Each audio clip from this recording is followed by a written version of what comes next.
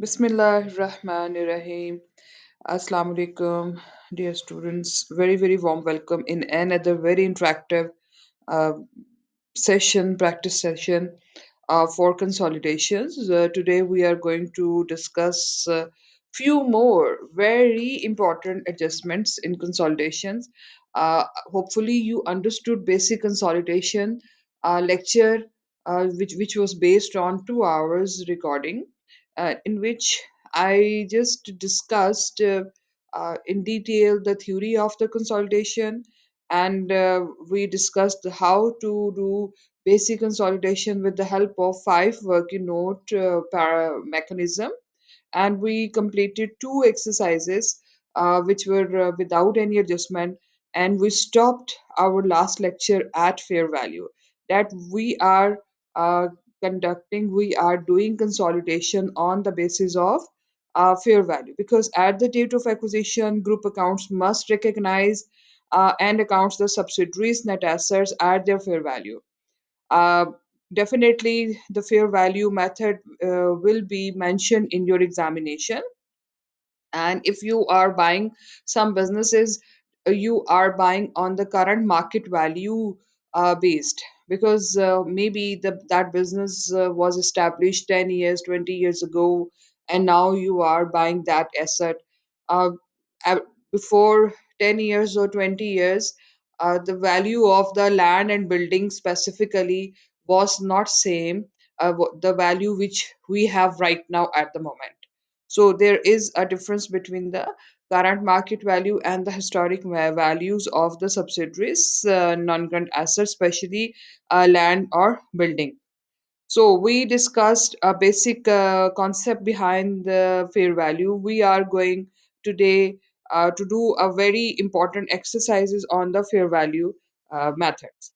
So, to ensure that a reliable figure is calculated for goodwill, the consideration paid for the subsidiary must be counted at the fair value. So, we must know that what is the fair value of assets and liabilities of subsidiaries at the time of the acquisition. Fair value according to IFRS 13, which is very important standard in specifically in FR, F7, and obviously a little part is going to be discussed in F3 paper as well, financial accounting paper as well. So the subsidiaries identifiable assets and liabilities acquired must be counted for at their fair value. According to IFRS 13, fair value is that the price would be received to sell an asset or paid to transfer a liability in an orderly transaction between market participants at the measurement date, that is it is an exit price. मतलब जिस वक्त आप business कोई खरीद रहे हैं उस time के ऊपर अगर आप उस बिजनेस के एसेट्स और लाइबिलिटीज को खरीद रहे हैं या कोई बेच रहा है, दो लोगों के दरमियान, दो बिजनेसेस के दरमियान ये ट्रांजैक्शन हो रहे हैं, तो वो ज़ाहिर है मार्केट पार्टिसिपेंट्स जो है वो इन्वॉल्व है, मतलब बायर और सेलर जो है वो इन्वॉल्व है। तो हमने ये देखना है कि वो किस प्राइस पे सेट होंगे। So that is an exit price according to the IFRS 13. Okay, जब हम बात करेंगे फेयर वैल्यू मेथड्स की, तो इसमें इट मींस दैट कैलकुलेट करेंगे हम कंसिडरेशन पेड। क्या थी कंसिडरेशन पेड? जब आप सब्सिडरी को बाय करते हो, किसी भी चीज़ को बाय करते हो, उसके लिए जो आप पैसा दे रहे हो या किसी भी फॉर्म में उसको पेमेंट कर रहे हो सकता है आप मैंने आपको शुरू में बताया था कि 3 तरह से आप पेमेंट्स कर सकते हैं। नंबर 1, आप कैश पेमेंट कर सकते हैं किसी भी सब्सिडरी को बाय करने के लिए, इन्वेस्ट करने के लिए। नंबर 2, आप अपने शेयर्स जो है उस कंपनी के को इश्यू कर सकते हैं। नंबर 3, आप डिफ़र कर सकते हैं। कुछ अमाउंट जो है आप कहते हैं यार मैं 2 साल, 3 साल, 4 साल बाद पे करूँगा, that will be called the deferred payment.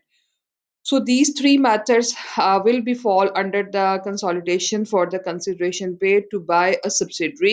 But in F3, we are going to discuss just two consideration mode of payment. That is number 1, cash payment, and number 2, share issue payment, right? So here we are going to discuss that if there is a share exchange in any particular consolidation question, how we will calculate the share exchange.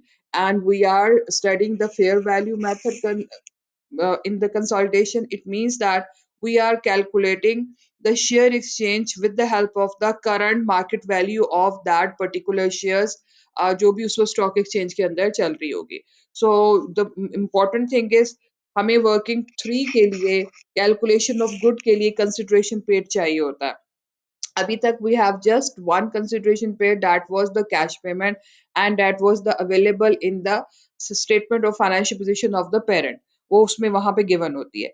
अब जब हम share issue की बात करेंगे तो share issue के बारे में आपको रेफरेंस थ्री, मतलब आपको रेफरेंस टू और थ्री का मतलब ये है, आपको अदर इंफॉर्मेशन में वो इंफॉर्मेशन दी जाएगी. कुछ इन्फॉर्मेशन अदर इन्फॉर्मेशन में होगी और कुछ आपकी फाइनेंशियल स्टेटमेंट में होगी, मतलब एसओएफपी में होगी. आप दोनों इन्फॉर्मेशंस को लेंगे और कुछ फर्दर कैलकुलेशन करेंगे, and then you will be able to calculate the consideration paid which is based upon the share exchange in any particular question of your consolidation. So what is the formula? S issued share capital multiplied by percentage acquired by P. अभी इस फॉर्मूले को शायद आपको बहुत अच्छे से समझ ना आए, लेकिन जैसे ही बेटा जी हम इसको न्यूमेरिकली करेंगे तो you will B clear, very very much clear about it. तो एस को कितना शेयर कैपिटल इशू किया जा रहा है वो multiply percentage by acquired by P, मतलब अगर वो 80% अक्वायर कर रहा है तो हम 80 से मल्टीप्लाई कर देंगे और हम देखेंगे कि जनाब उसका फेयर वैल्यू मार्केट क्या हो सकता है. उसकी फेस वैल्यू नॉमिनल वैल्यू जो है वो 10 रुपए हो, $10 हो, जो उसका नॉमिनल वैल्यू है, लेकिन उसकी जो मार्केट वैल्यू है मे बी वो 30 हो. तो आपने किस पे परसेंटेज लगानी है, किस पे कैलकुलेट करना है शेयर बेस्ड, हमने मार्केट वैल्यू मतलब हमने फेयर वैल्यू के ऊपर उसको कैलकुलेट करना है. एंट्री क्या होगी? एंट्री होगी जी डेबिट कॉस्ट ऑफ. अच्छा, इंपॉर्टेंट चीज ये कि जब शेयर एक्सचेंज का मामला आता है तो इसकी डबल एंट्री जो है वो पास नहीं हुई होती, और इस वजह से हमें इसकी डबल एंट्री को पास करना पड़ता है, मतलब हमें इसको रिकॉर्ड करना है. पहले ये रिकॉर्ड नहीं हुई हुई, अब हम इसको रिकॉर्ड करेंगे, राइट. और उसको रिकॉर्ड करने के लिए what is the double entry? We all know that whenever we are investing we will debit the cost of investment in subsidiary.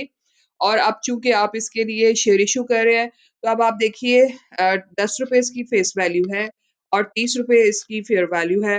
तो इसका मतलब ये हुआ कि $20 जो है वो क्या है, वो शेयर प्रीमियम है, राइट. तो इस 30 रुपए में 10 रुपए हमारा शेयर कैपिटल हो गया और 20 रुपीज जो है, $20 जो है वो हमारा शेयर प्रीमियम हो गया. तो कॉस्ट ऑफ इन्वेस्टमेंट कितने से डेबिट हो जाएगी? 30 रुपीज से. और शेयर कैपिटल कितने से क्रेडिट हो जाएगा बेटा जी? 10 से. और शेयर प्रीमियम कितने से क्रेडिट हो जाएगा? 20 से. अब ये हमारे पास मैं एक एक शेयर की रिकॉर्डिंग करके दिखा रही हूँ. अब कितने शेयर इश्यू करेंगे?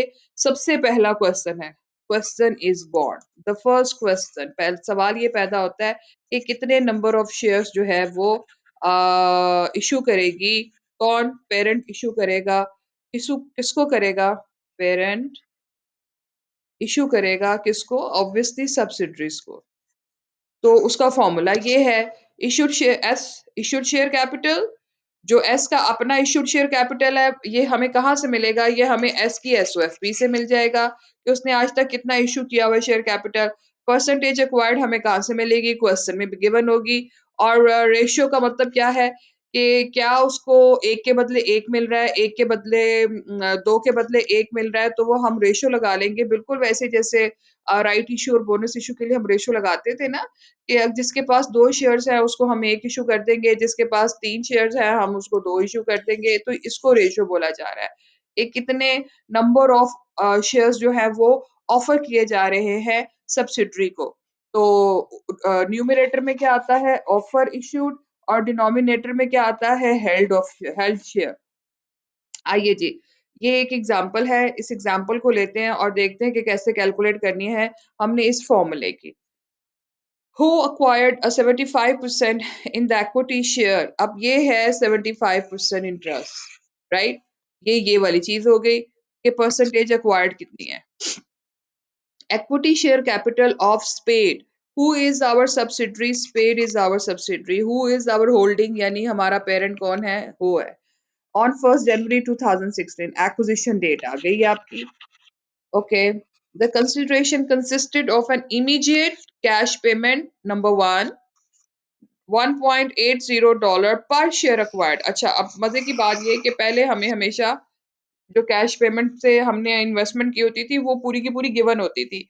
इस क्वेश्चन में हमें कैश पेमेंट को भी कैलकुलेट करना है कि कितनी जा रही है, और वो कितनी जा रही है वो कहते हैं कि जी जितना नंबर ऑफ शेयर वो उसको इशू करेगा, अक्वायर करेगा सॉरी, उतना ही जो है वो उसकी शेयर पेमेंट जो है मल्टीप्लाई कर देंगे 1.8 से। Okay, plus who agree to issue 2 shares in exchange for every 3 acquired. कितनी रेशियो बन गई जी? 2 shares every 3 acquired. At the date of acquisition, Spade had 2 million equity shared. कितना है जी उसका इश्यूड कैपिटल बेटा जी? उसका कैपिटल इश्यूड कैपिटल है 2 million का, $1 नॉमिनल वैल्यू। अब ये जो है ना, ये सितारा जो है सब्सिडरी का इश्यूड शेयर कैपिटल, ये सितारा है जो मैंने यहाँ फॉर्मूला में लिखा हुआ है कि subsidiaries issued share capital. Okay, $1 है nominal value. The market fair value of $1 हो शेयर एट 1 जनवरी 2016 was $3। अब हमारे पास हमने क्या करना है बेटा जी? हमने दो अपनी कंसिडरेशंस की कैलकुलेशन करनी है। नंबर वन, एक तो आ जाएगी आपकी कैश पेमेंट। तो कैश पेमेंट के लिए एंट्री हमारी क्या आएगी जी? सब्सिडरीज की कॉस्ट ऑफ इन्वेस्टमेंट्स, ये COI cost of investment debit करना है, और हमने कैश को क्रेडिट करना है। तो इसकी वर्किंग क्या करेंगे? उसने 75% अक्वायर किया है 2 million का, तो 75% multiply by 2 million। Please take out the calculators. और हम क्या कैलकुलेट करने जा रहे हैं?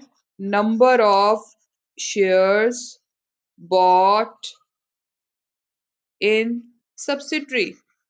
जी, कैलकुलेटर उठाइए और मुझे number of shares bought in subsidiary करके दिखाइए। क्या क्या है जी? 2 million का 75%, so that is 1.5 million shares. 1.5 million ये नंबर ऑफ शेयर्स हैं, ये वैल्यू नहीं है। अब हम वैल्यू कैलकुलेट करेंगे, तो फॉर्मूला क्या लगेगा? नंबर ऑफ शेयर्स बॉट या acquired मल्टीप्लाई बाय डॉलर्स। 1.80 कितनी दे रहे हैं वो? एक एक शेयर के लिए कैश पेमेंट कितनी जा रही है बेटा जी? 1.80। सो 1.5 million shares multiplied by dollar 1.80, so you will get total cash payment. Please take out your calculators. 1.5 million shares multiplied by 1.8 dollar, you will get dollar 2.7 million. तो एंट्री किससे पास करेंगे हम जी? कैश की। डेबिट करेंगे हम $2.7 million, और credit करेंगे हम कैश को $2.7 million। करेक्ट हो गया।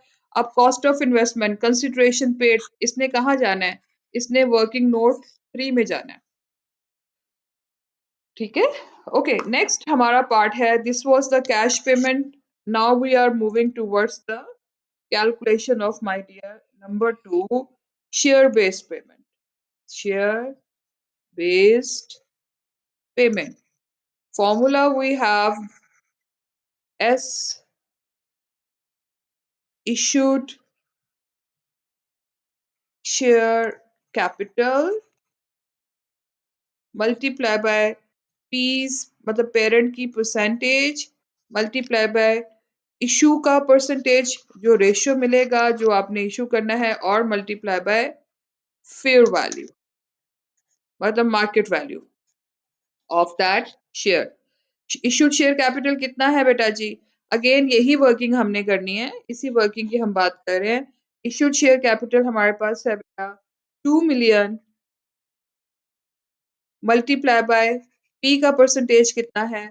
75% मल्टीप्लाई बाय रेशियो क्या था हमारे पास?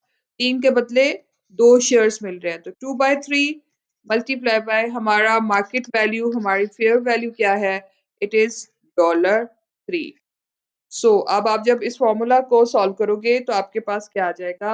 आपके पास आ जाएगा 1.5 मिलियन शेयर्स, ये मैंने ये वाला पार्ट सॉल्व किया, ठीक है। 1.5 मिलियन शेयर्स, 2 के बदले 3 मल्टीप्लाई बाय $3, डायरेक्ट भी कर सकते हैं लेकिन मैं स्टेप बाय स्टेप जानबूझ के आपको करके दिखा रही हूँ। तो कितने नंबर ऑफ शेयर्स आप शेयर बेस्ड पेमेंट होगी? 1.5 million shares multiply by 2 divided by 3, you will get dollar, sorry, one share. Number of share कितने आ गए? One share multiply by $3. तो कितने shares मिल जाएंगे? Sorry, this is 1 million share. One share बोल रही हूँ. This is in million. This is in million. So 1 million, पूरा दिखना चाहिए वैसे. 1 million shares at the rate of $3. तो कितना शेयर बेस्ड आ जाएगा जी? 3 मिलियन. क्लियर? अब 3 मिलियन में बेटे हम सबको पता है कि इसमें हमारी फेस वैल्यू, नॉमिनल वैल्यू भी है, और इसमें हमारी कितनी है जी? $1, मतलब 1 मिलियन का क्या आ जाएगा? शेयर कैपिटल, और 2 मिलियन हमारे पास क्या आ जाएगा बेटा जी? Share premium. Is this clear? तो एंट्री क्या करेंगे? Sorry, entry is same. Subsidiary, not same actually, इसमें कैश था, अब हमारे पास subsidiary cost of investment 3 million से डेबिट, शेयर कैपिटल 1 मिलियन से क्रेडिट, और शेयर प्रीमियम 2 मिलियन से credit. So this is the entry. This is entry you need to record. अब इसने कहाँ कहाँ जाना है? सब्सिडरी कॉस्ट ऑफ इन्वेस्टमेंट कहाँ चली जाएगी जी? वर्किंग नोट 3 में as a consideration paid. Total consideration paid कितनी होगी बेटा? एक ये थी 2.7 मिलियन, 2.7 प्लस 3 मिलियन, तो total consideration paid is 5.7 million. 5.7 million ने कहा गया होना है? वर्किंग नोट 3 में. अच्छा, अब इसका क्या करेंगे? ये वाली एंट्री, शेयर कैपिटल और शेयर प्रीमियम, इसकी भी एंट्री नहीं हुई, रिकॉर्डिंग नहीं हुई.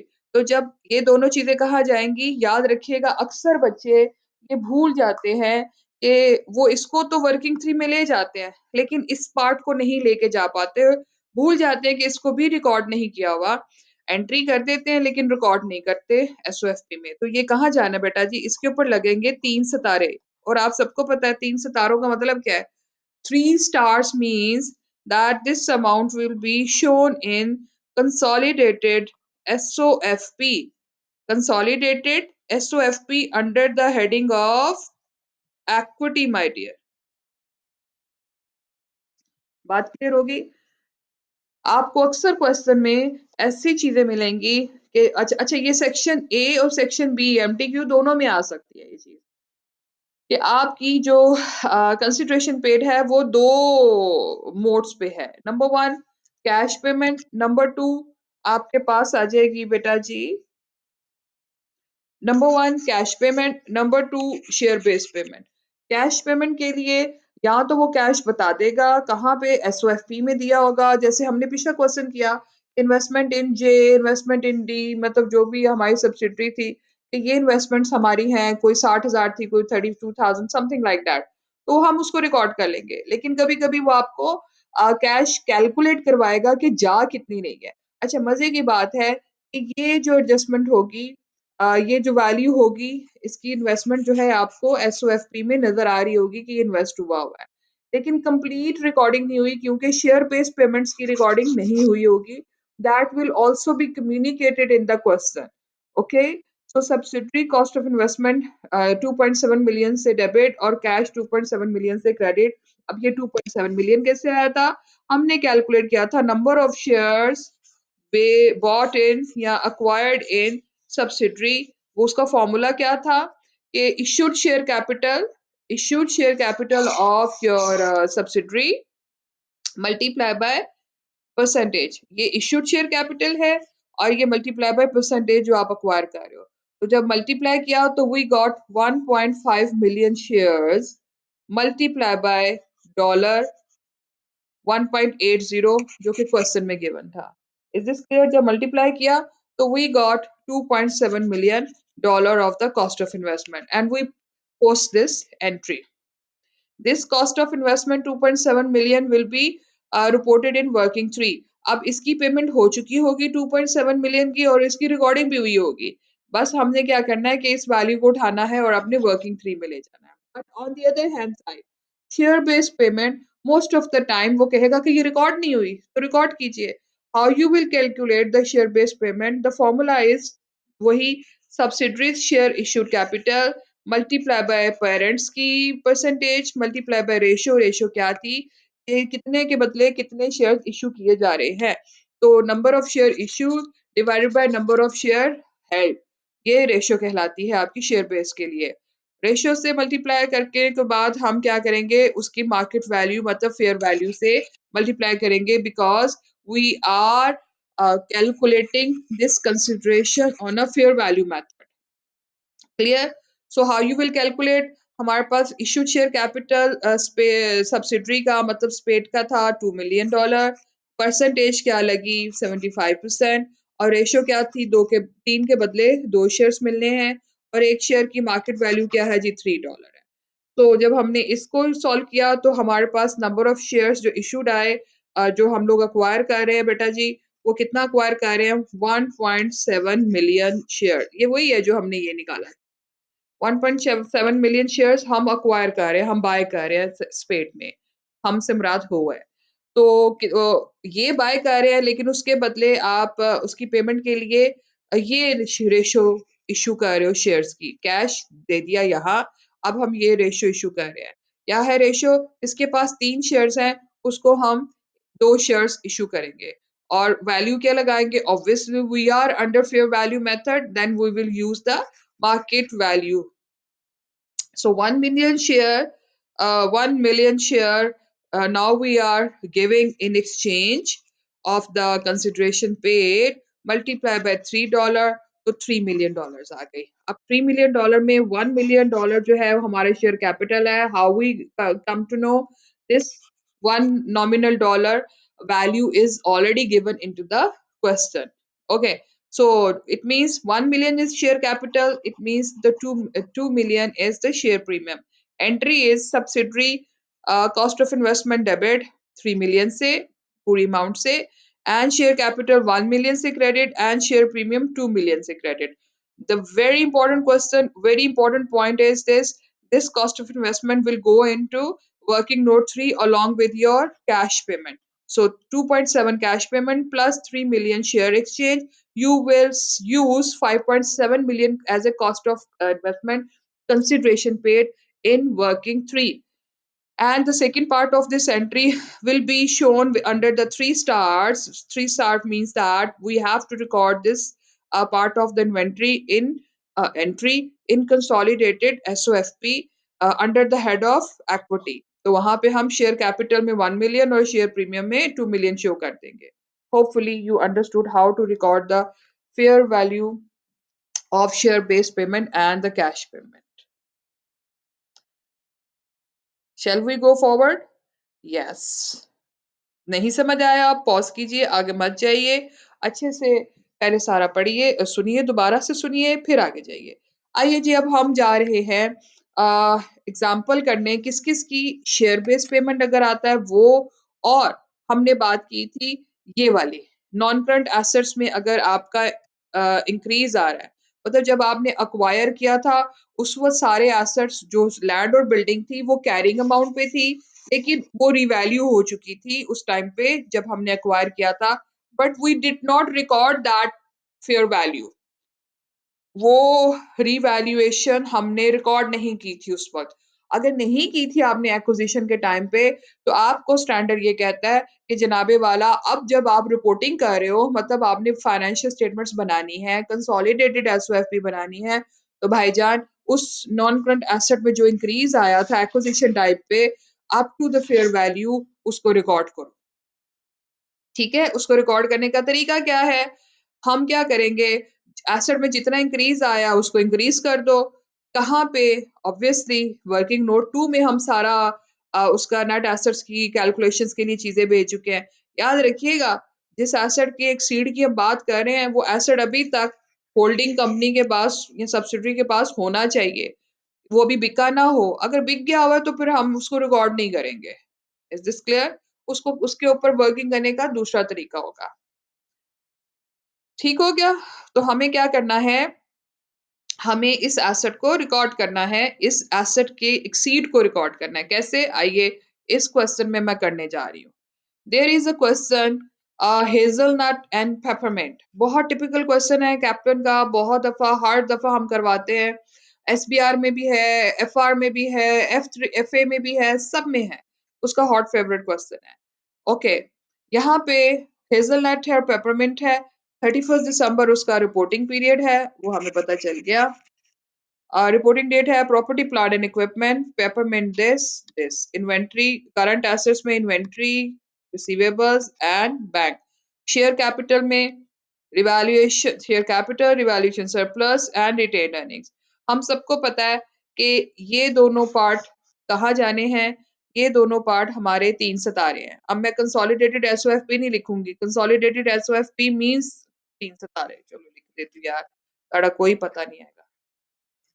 और इसने कहाँ चले जाना है, जिगजैग वाली जिगजैग वाले सर्कल ने, जिगजैग वाले सर्कल ने वर्किंग नोट 5 में चले जाना है। Okay, and the whole part of this equity will go into working note 2. Investment in paper at cost कहाँ चली जानी है बेटा जी? Working note 3 for goodwill. और ये बाकी सारी चीजें हमारी लाइन बाय लाइन एडअप हो जानी है बेटे जी। कहाँ? कंसोलिडेटेड एसओएफ में। सारा क्वेश्चन मैप कर लिया करें। Okay, all these current liabilities will be line by line add up in consolidated SOFP. Is this clear? Chal. Hazelnut acquired 80% of share capital of Peppermint on 1st January 2013.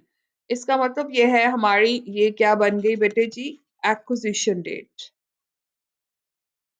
Of consideration of $1 million। इसका मतलब ये है कि ये जो हमें hazelnut की एसओएफपी में नजर आ रही है 1000 और 1 million एक ही बात है, जाहिर है ये 3 जीरो चल रहे हैं, सारी की सारी पेपरमिंट में इन्वेस्टमेंट है। अगर वो ये ना भी लिखता ना ये यहाँ पे कि पेपरमिंट एंड कॉस्ट है, तो तब भी हम इससे वेरीफाई कर सकते थे कि यार ये कितने परसेंट है। अच्छा, एक और मजे की बात बताती हूँ मैं आपको। क्वेश्चन में ये परसेंटेज गिवन ना हो तो आपको कैसे पता चलेगा कि 80% है? अगर ये क्वेश्चन में परसेंटेज ना हो तो हमें कैसे पता चलेगा कि ये आपकी परसेंटेज है? वो आपको बताएगा कि उसने कितना नंबर ऑफ शेयर जो है उसको अक्वायर किया है। तो जितना भी नंबर ऑफ शेयर्स अक्वायर किया होगा उसको आप डिवाइड कर दोगे उसके इशूड शेयर कैपिटल पे और मल्टीप्लाई बाय कर दोगे 100% से, तो यू विल कम। ठीक है, अब इसमें उसने नंबर ऑफ शेयर्स अक्वायर्ड नहीं ना बताया, बस उसने 80% बता दिया है। अगर वो नंबर ऑफ शेयर बता दे, सपोज वो क्वेश्चन में बताएगा कि उसने कितने नंबर ऑफ शेयर्स अक्वायर्ड किए हैं, वो बताएगा कि 320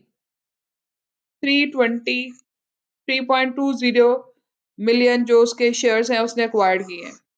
तो कैसे कैलकुलेट करेंगे? 320 divided by 400 multiply by 100%, percentage में निकाल देना। तो आपके पास बेटा जी जरा कैलकुलेटर उठाइए। 320 डिवाइडेड बाय 400 मल्टीप्लाई बाय 100 करोगे तो you will get 80%। Formula, shares acquired, shares acquired। जी, मैंने क्या आपसे कहा कि आपको क्वेश्चन में कैसे पता चल जाएगा? शेयर एक्वायर्ड बता देगा, नंबर ऑफ शेयर कितने हैं और इश्यूड शेयर कैपिटल, वो तो हमें पता ही होता है ना, वो हमें पेपरमिंट की यहाँ से मिल जाएगा, फाइनेंशियल स्टेटमेंट से। तो this is the formula, multiply by 100, but in this question we have already percentage, तो इसलिए हमें कैलकुलेट करने की जरूरत नहीं है, ठीक है, हमें पता है। चलिए आगे चलते हैं। आगे क्वेश्चन है जी, पेपरमिंट हैड रिटेन अर्निंग्स 1,25,000, हम सबको पता है। कहाँ जाना है जी? ये वर्किंग नोट 2 में जाना है। Okay, 1 million consideration working note 3 में चली गई, एंड रिवैल्यूएशन सरप्लस ऑफ 100,000। अब देखो, उसने आपको रिपोर्टिंग पीरियड का भी दे दिया और एक्विजिशन डेट का भी दे दिया। एक्विजिशन डेट वाला भी कहाँ जाना है? वर्किंग नोट 2 में जाना है, राइट? अब ये 100,000 और ये सेम है, इसका मतलब है हम इन्होंने जब कंसोलिड एक्विजिशन की होगी तो उस वक्त अगर किसी प्लांट, इक्विपमेंट, लैंड, बिल्डिंग, किसी भी नॉन करंट एसेट में एक्सीड आया हुआ है, उसका अपवर्ड रिवैल्यूएशन हुई हुई है, तो वो इन्होंने डील नहीं की, क्योंकि हमारा रिपोर्टिंग पीरियड का रिवैल्यूएशन सरप्लस और हमारा एक्विजिशन डेट का रिवैल्यूएशन सरप्लस सेम है। अब अगली इंफॉर्मेशन पढ़ते हैं। At acquisition, the fair value of Peppermint's plant exceed, हो गया ना exceed, its carrying value amount by 200,000। वो कहते हैं कि जी प्लांट जो है वो 200 से exceed है कैरिंग अमाउंट से, और वो ऑब्वियसली रिकॉर्ड नहीं हुई। अगर हुई होती तो एक्विजिशन डेट पे हमारा 100 होता, क्या कहते हैं बेटा जी, रिवैल्यूएशन सरप्लस, तो रिपोर्टिंग पे हमारा क्या रिवैल्यूएशन सरप्लस आता? ऑब्वियसली यहाँ पे हमारा इंक्रीज होके तो 300 हो चुका होता। तो ये चीज आपने क्या करना है, हम लोगों ने रिकॉर्ड करनी है इसकी फेयर वैल्यू एडजस्टमेंट्स जो है, कि उन्होंने फेयर वैल्यू को रिकॉर्ड नहीं किया हुआ। ये मैं आपको इलिस्ट्रेशन मैंने आपसे पहले भी कहा था कि कैप्लन ही की करवाने जा रही हूँ, और उसी के ऊपर हम काम कर रहे हैं। ओके, तो वी नीड टू रिकॉर्ड, यहीं पे लिख लेते हैं इसका ट्रीटमेंट। इसके ट्रीटमेंट ने कहा जाना है? इसके ट्रीटमेंट ने जाना है बेटा जी वर्किंग नोट 2 में, पहला सितारा, और 3 सितारे भी हैं। 3 सितारों का मतलब आप सबको पता है कि इसने कंसोलिडेटेड एसओएफपी में भी जाना है। कहाँ? Under the heading of non current asset, plant में ऐड हो जाएगा। Okay, at date of acquisition the fair value of the 20% non-controlling interest Peppermint is was $380,000। शुरू करें जी, बिस्मिल्लाह करें। कितने बनने वर्किंग नोट हमारे? पांचों के पांचों बनने। सबसे पहला working note structure, hazelnut acquired Peppermint, how much? 80%। acquisition date and reporting date।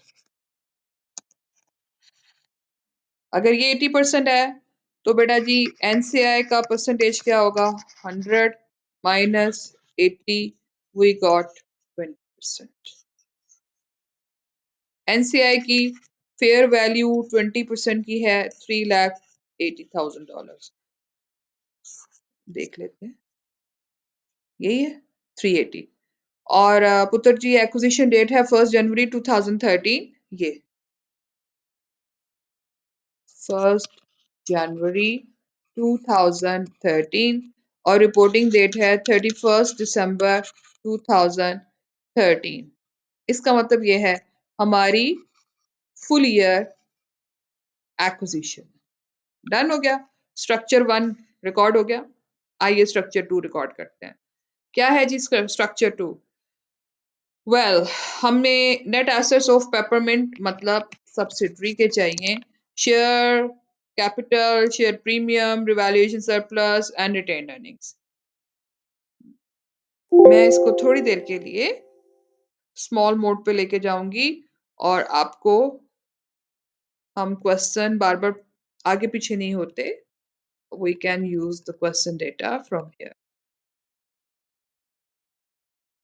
नहीं, हम अपनी अपनी स्क्रीन पे ही रहते हैं, फिर क्योंकि हमने वहां टैग किया हुआ है। जी बेटे जी।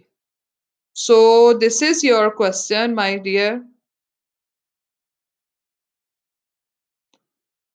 रिकॉर्डिंग, रिकॉर्डिंग सारी चेक करना बड़ा जरूरी होता है। जी बेटा, ये पोर्शन हमने उठाना है, दिस वन, और कहाँ भेज देना है? वर्किंग नोट 2 में। ये जा रहा है 400, 100 और 300। 400, 100 एंड 300। ओह, इसमें शेयर प्रीमियम नहीं है ना, हमारे पास शेयर प्रीमियम नहीं है। 400 revaluation surplus is 100, share premium नहीं है, और retain earnings is 300 at acquisition date. Reporting date पे हमारा शेयर कैपिटल सेम, हमारा रिवैल्यूएशन सेम, राइट, और रिटेन अर्निंग्स फर्क आ गई। कितनी है जी रिटेन अर्निंग्स? एक्विजिशन डेट ये है 1,25,000, 1,25,000। Revaluation surplus, oh oh oh oh oh, I am so sorry, I am so sorry, मैंने रिपोर्टिंग डेट में वो लिख दिया, एक्विजिशन डेट में 125 और रिपोर्टिंग पे 300। ठीक हो गया। ये दोनों फिगर्स, ये दोनों हमने कहाँ से लिए हैं? रेफरेंस वन, मतलब अदर इंफॉर्मेशन से, और ये सारी की सारी हमने कंसोलिडेशन से ली है। अब हम बात करेंगे फेयर वैल्यू एडजस्टमेंट। आ गई जी फेयर वैल्यू एडजस्टमेंट। वो क्या कह रहा था? Add acquisition the fair value of peppermint, मतलब फेयर वैल्यू एग्जिस्ट करती थी एक्विजिशन डेट पे, तो कितनी फेयर वैल्यू है? 200। तो हमें एक्विजिशन डेट पे भी 200 को ऐड करना है, और हमें रिपोर्टिंग डेट पे भी 200 को ऐड करना है। ट्रीटमेंट समझ आ गया? If there is a fair value adjustment, अगर आपके किसी भी नॉन करंट एसेट के, सब्सिडरी के नॉन करंट एसेट की वैल्यू एक्सीड करती थी अपनी कैरिंग अमाउंट से at the time of acquisition date, and you have not recorded yet, तो उसको अब रिकॉर्ड करो। And what is the method to record it?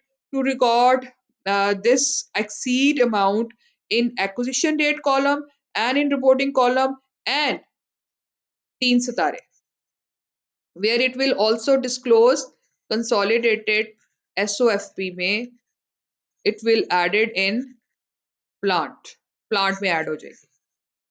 अभी हम करके भी दिखाएंगे 3 सितारे। टोटल निकाल लें जी, निकालिए जी। 4, 400, 500, 700, 1000,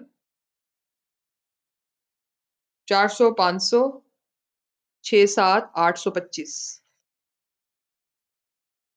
कोई बात नहीं, कभी कभी तुसी देखो जी, थोड़ा जिहा खूबसूरत पंजाबी उसले दी मैं एक बार भी नहीं पंजाबी बोली, हद ही हो गई यार। बच्चे भी बोर ही हो गए होंगे, मेरे स्टूडेंट्स कहते हैं मिस हम बोर हो जाते हैं थोड़ी देर तक, जब तक हम आपका पंजाबी का एक लुकमा ना देखें सुने। लो जी, पोस्ट एक्विजिशन रिजर्व कितना आ गया? कितने पैसे कमाए जी इन्होंने? 175 रुपए कमाए, डॉलर, सॉरी डॉलर, इसके साथ 3 जीरो भी हैं, डोंट वरी। सो इसमें किस किस का हक है? इसमें हेजलनट का हक है, कितना बेटा? 80%। ते कैलकुलेटर पढ़ो, ते 80% कट लो वो, एंड 175 एनसीआई का हिस्सा है। कितना बेटा जी? Multiply by 20%। ठीक हो गया? प्लीज जल्दी जल्दी कैलकुलेटर्स निकालिए। Multiply by 80, so you got 140, and 20% कितना आ गया? It is 35। कहाँ कहाँ जाना है? This will be reported in working note 5। किसका हक है? अब्बा जी का हक है, पेरेंट का हक है, उसको दे दो। और ये कौन सी वर्किंग में जाना है? वर्किंग नोट 4 में, एनसीआई वाली में। बात समझ आ गई? ए नहीं भुलना, अगर है तुसी भुले तो तड़ी है नहीं। ਅੱਜ ਇਸ ਲਈ ਅਸੀਂ ਕੰਸੋਲੀਡੇਟਡ ਫਾਈਨੈਂਸ਼ੀਅਲ ਸਟੇਟਮੈਂਟਸ ਪ੍ਰਪੇਅਰ ਕरेंगे ਤੇ ਫਿਰ ਅਸੀਂ ਆਪਾਂ ਇਹ ਉੱਥੇ ਐਡ ਕਰਨਾ ਹੈ किसमें प्लांट में ओके जी we have working note 3 fair value of consideration paid कितनी थी बेटा वी हैव कंसिडरेशन पेड $1000 और एनसीए की वैल्यू कितनी थी 380 याद रखना है फेयर वैल्यू कंसिडरेशन पेड 1000 हमारे पास 1000 ही है ना कैश ही है तो हम एक ही लिख देंगे we have in this question cash paid $1000 and fair value of consideration paid 380 ये दोबारा देख लेते हैं 380 दिस वन ठीक है कहाँ जाना है ये वर्किंग नोट 3 और वर्किंग 4 में भी जाना है 3 एंड 4 दोनों में जाना है ले जी हमने रिकॉर्ड कर दिया 380 000 चल रहा है ना मामला तो इसलिए ये 000 ऊपर चल रहे हैं ठीक हो गया तो the total calculation 1380 less fair value of net assets at acquisition date in working 2 कितना था बेटा जी फिर जी बेटे जी गुडविल के लिए what we need to do 1000 fair value of consideration paid cash paid and fair value of net non-current asset at acquisition date less हमने क्या कहा fair value of net assets at acquisition date working note 2 में हमारे पास हमारी 825 की working note 3 के लिए calculation हो चुकी है 825 सो माइनस किया 825 you will get goodwill amount is 1380 minus 825 goodwill value is 555 तीन सितारे कंसोलिडेटेड एसओएफपी में ये अमाउंट वैल्यू जो है वो चली जाएगी ठीक हो गई ये बात जी yes working note 4 is NCI fair value of NCI at acquisition date 380 हमने अभी पीछे यूज की वर्किंग 3 में NCI share of post acquisition reserves हमने ये कहाँ कैलकुलेट किया था वर्किंग नोट 2 में इफ यू रिमेम्बर कैसे हमारे पास 175 आया था 1000 माइनस 825 मतलब reporting minus acquisition net assets of reporting date and net assets of acquisition date 1000 के रिपोर्टिंग थे 825 था आपका acquisition date का and we got 175 तो हमारे पास क्या वैल्यू आई थी 35 डन लिखते हैं जी आइए लिखते हैं you got 35 एड ऑन कर दीजिए 380 plus 35 answer will be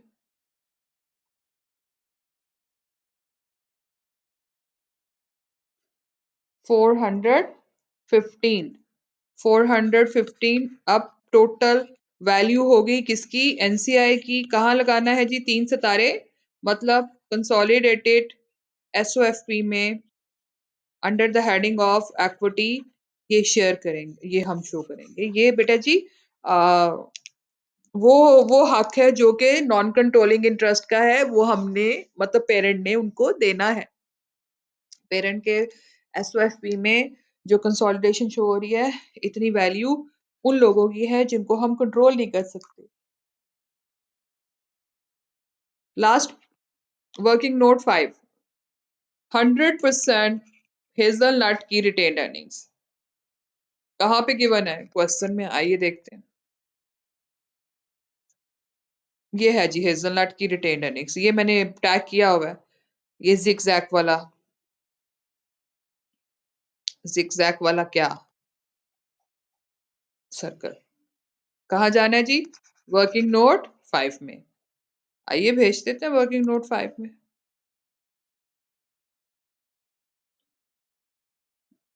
1400 working note 5 1400 और पेपरमिंट 80%। ये फिर वही वर्किंग है जो हमने वर्किंग टू से कैलकुलेट की थी। 80% of post acquisition reserve. Working is same.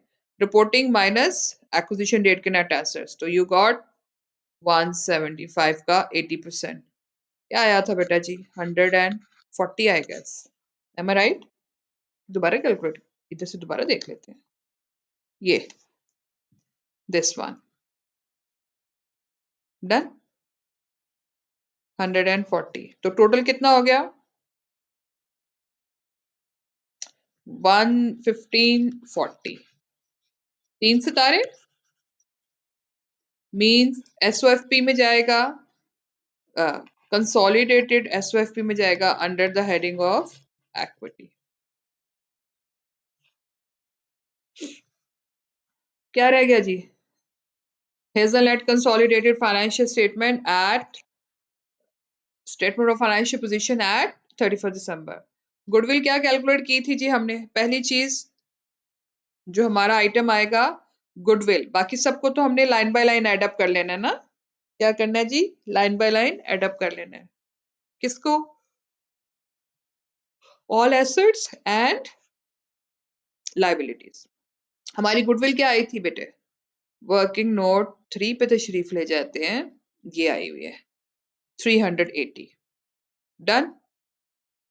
Goodwill की जगह गुडविल लिख देंगे और इन सबको हमने एडअप कर लेना है। ये आप अपने सामने किताब रखिए या स्क्रीनशॉट ले लीजिए। ये 1500 500 प्लस 1500 550 प्लस 100 400। हाँ, यहाँ पे हमने एक चीज और प्लस करनी है, याद है? तीन सितारे कितनी? ये जो 200 का प्लांट की एडजस्टमेंट आई थी, ये भी ऐड करना है हमने। पेपरमिंट के प्लांट में 200 रुपए से इजाफा हुआ था फेयर वैल्यू की वजह से, और वो हमने एक्विजिशन डेट पे रिकॉर्ड नहीं की हुई थी, तो वो हम अब रिकॉर्ड करने जा रहे हैं। Please don't forget to record it, don't forget to add it, because if you don't, you will not be able to get your answers equal at the end of the day। आपको balance sheet equal नहीं मिलेगी, आपको SOFP equal नहीं मिलेगा, assets equal to capital plus liability. Okay, चलो इन सबको मैं लाइन बाय लाइन एडअप कर रही हूँ और पेरेंट का शेयर कैपिटल लिख रही हूँ। वर्किंग नोट 5 का आंसर आ जाएगा।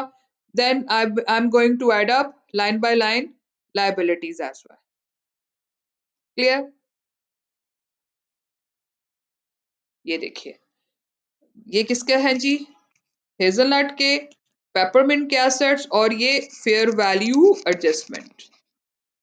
टोटल कीजिए जी इन सबका और आउटर कॉलम में लिख दीजिए टोटल करके। क्या आया जी टोटल सबका? 5500 plus 1500 plus 200, 7200। Then line by line हमने करंट एसेट्स भी ऐड ऑन कर दिए हेजलनट के और पेपरमिंट के। तो प्लीज आप अपने सामने क्वेश्चन को रखिएगा, स्क्रीनशॉट ले लीजिएगा, और इस तरह से मैंने ये तमाम एसेट्स जो हैं बेटा ऐड कर दिए। 500 plus 100 you will get 550 plus 100 650, 400 plus 200 600, 200 plus 50 250। So let me know the total of your assets। 70। Goodwill रह गई पुत्र, गुडविल कितनी निकली थी? जी बेटे, गुडविल की अमाउंट हमारी क्या आई थी?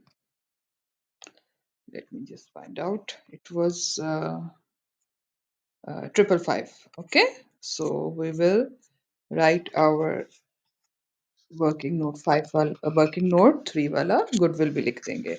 अच्छा जी, उसके बाद शेयर कैपिटल हमें चाहिए पेरेंट का, सिर्फ सर रिवैल्यूएशन सर भी सरप्लस भी पेरेंट का। रिटेन्ड अर्निंग्स हमें group retain earnings group working note 5 वाली चाहिए। देख लेते हैं जी शेयर कैपिटल कितना है हमारा पेरेंट का। It is 1800 and 200 share revaluation surplus. It is 1800 200 and retain earnings का हमारा ग्रुप प्रॉफिट क्या आया था 1540 1540 टोटल कर लेंगे अभी हम बाद में सारा इकट्ठा टोटल कर लेते हैं नॉन कंट्रोलिंग इंटरेस्ट हमारा वर्किंग नोट 5 में we have 415 sorry working note 4 में वर्किंग नोट 4 में 415 हमने वहां पे लिख दिया नॉन करंट लायबिलिटीज हेजलनट की 3000 और पेपरमिंट की 400 the total is 3400 and current liabilities hazelnut की 1250 एंड पेपरमिंट की 650 तो टोटल कितना हो गया बेटा जी 1900 please take out the calculators और इन सबका टोटल कर लीजिए total of equity plus equity plus total of equity plus liabilities so 1800 यहां से स्टार्ट कर रही हूं मैं इन सब का टोटल कैलकुलेट करना मैंने ना 1800 plus 200 plus 1540 plus 415 plus 3400 and plus 1900 we got 9255 9255 देख लीजिएगा हो सकता है स्क्रीन से जब हम बार बार इधर उधर जाते हैं ना तो sometime mistakes does occur so अब मैं I am going to calculate the total assets 555 plus 7200 plus 650 plus 600 and plus 250 you got 9255 exact total is same ढेर सारी तालियां जी हमारा आंसर ठीक है इक्वल आ गया आपका एसओएफ प्यूरस okay this was your fair value adjustment और शेयर बेस्ड पेमेंट अगर आती है तो वो किस तरह से आना है उसका भी एक क्वेश्चन छोटा सा हमने कर लिया आगे हम जैसे जैसे प्रैक्टिस करते जाएंगे एडवांस जो नॉलेज है वो आता जाएगा यहाँ पे आप पॉज कर दीजिएगा इसी क्वेश्चन को अब ये क्वेश्चन हमने 80% से किया आपने सेम क्वेश्चन जो है बेटा जी 90% से कर लेना है और 60% से कर लेना है इन दोनों परसेंटेज से आपने क्वेश्चन करना है और व्हाट्सएप में मुझसे शेयर करना है कि जी आपके एस ओ एफ पी जो है वो मैच कर गई है assets equal to capital plus liabilities यहाँ पे आप पॉज कर देंगे लेक्चर और फिर शाम को या किसी दूसरे टाइम पे अगले दिन आप अगला लेक्चर इस यहाँ से आगे अनपॉज करके देखेंगे क्योंकि आगे एक और बड़ी एडजस्टमेंट आ रही है रिकॉर्डिंग मैंने इस पूरे एक लेक्चर में दोनों एडजस्टमेंट्स डील करती हैं ताकि सिर्फ आपके पास दो मेजर लेक्चर हो consolidated S O F P के बहुत ज्यादा वीडियोस ना बनी हो वरना फिर वो ओवरलैपिंग हो जाती है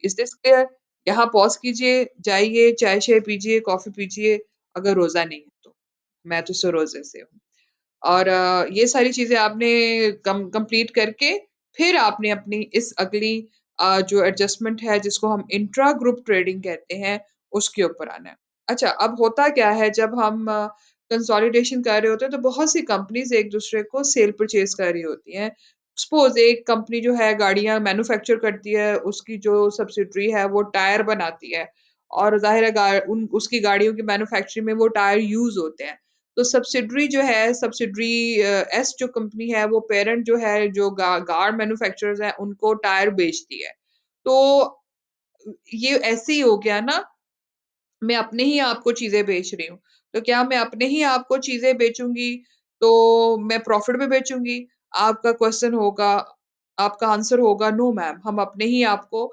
प्रॉफिट पे चीजें क्यों बेच रहे हैं अब देखो हम हर चीज कंसोलिडेट कर रहे हैं तमाम एसेट्स कंसोलिडेट कर रहे हैं हम लोग जब प्रॉफिट एंड लॉस मैं आपको बनाना सिखाऊंगी तो वहां पे हम रेवेन्यू और कॉस्ट ऑफ सेल जो है वो भी कंसोलिडेट करेंगे so the parent and subsidiary may well trade with each leading to the following potential issues to be dealt with अब जब आप एक दूसरे को चीजें बेच रहे हो तो obviously you are buying and selling on credit as well on you know receivables और पेबल्स भी जो है वो स्टैंड करेंगे एक ने उधार पे चीजें बेची दूसरे ने उधार पे चीजें खरीदी तो इस इट मीन्स दैट एक के लिए रिसीवेबल, दूसरे के लिए पेएबल, और मैंने अपने ही आपको पैसे देने हो तो मैं क्या कहूँगी, मैं अपनी मकरूज़ हूँ।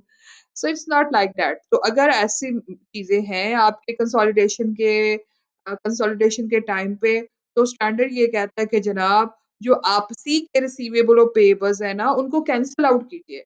अगर मैंने अपने पेरेंट ने 100 रुपीज़ सब्सिडी से 100 रुपया लेना है, और पेरेंट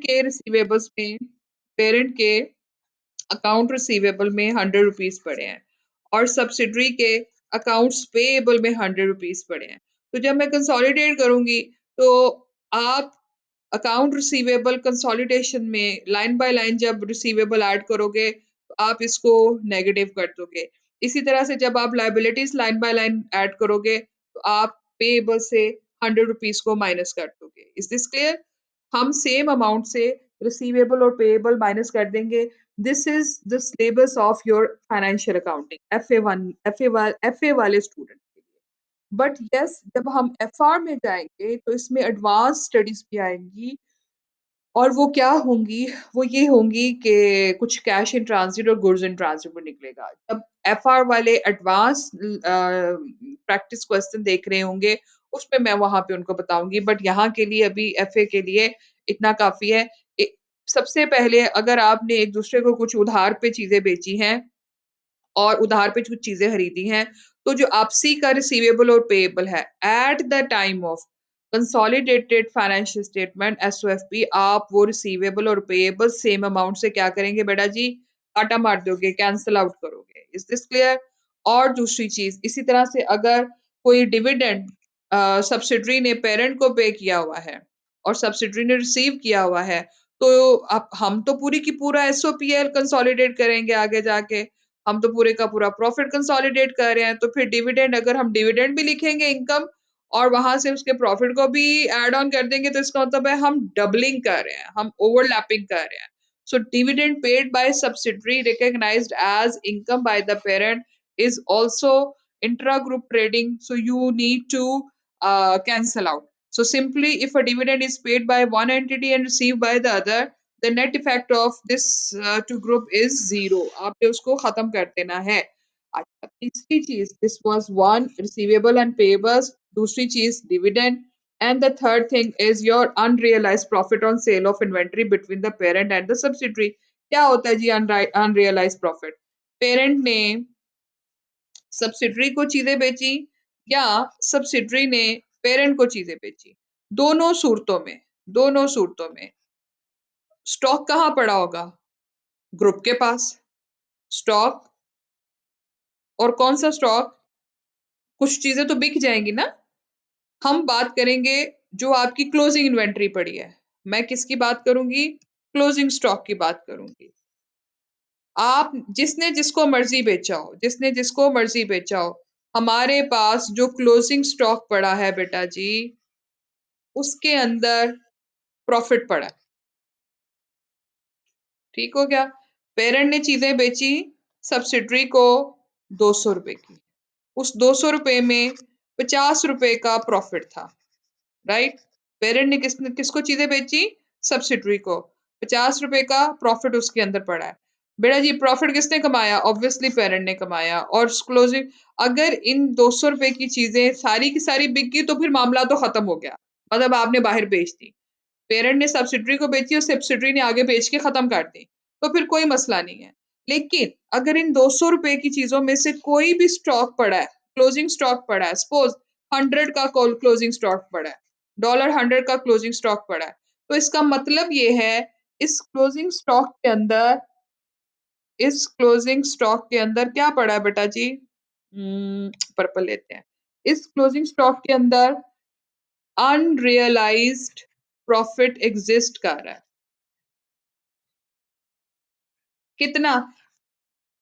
200 की चीजें थी, 100 का क्लोजिंग स्टॉक पड़ा है। 200 की चीजों के ऊपर 50 का प्रॉफिट था, तो 100 की चीजों के ऊपर कितना प्रॉफिट हो गया? 25 का। आधी आधी बची हुई है ना। ये 25 रुपए का प्रॉफिट हमारे इस स्टॉक में पड़ा है, जो कि ग्रुप का स्टॉक है। तो आपने अपने ही आपको चीजें प्रॉफिट पे नहीं बेचते।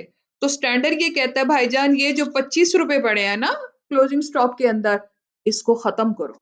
इसके इफेक्ट को खत्म करो। इसके इफेक्ट को खत्म करने के लिए मैं आपको एक पूरी एक्सरसाइज सिखाने जा रही हूँ। डन।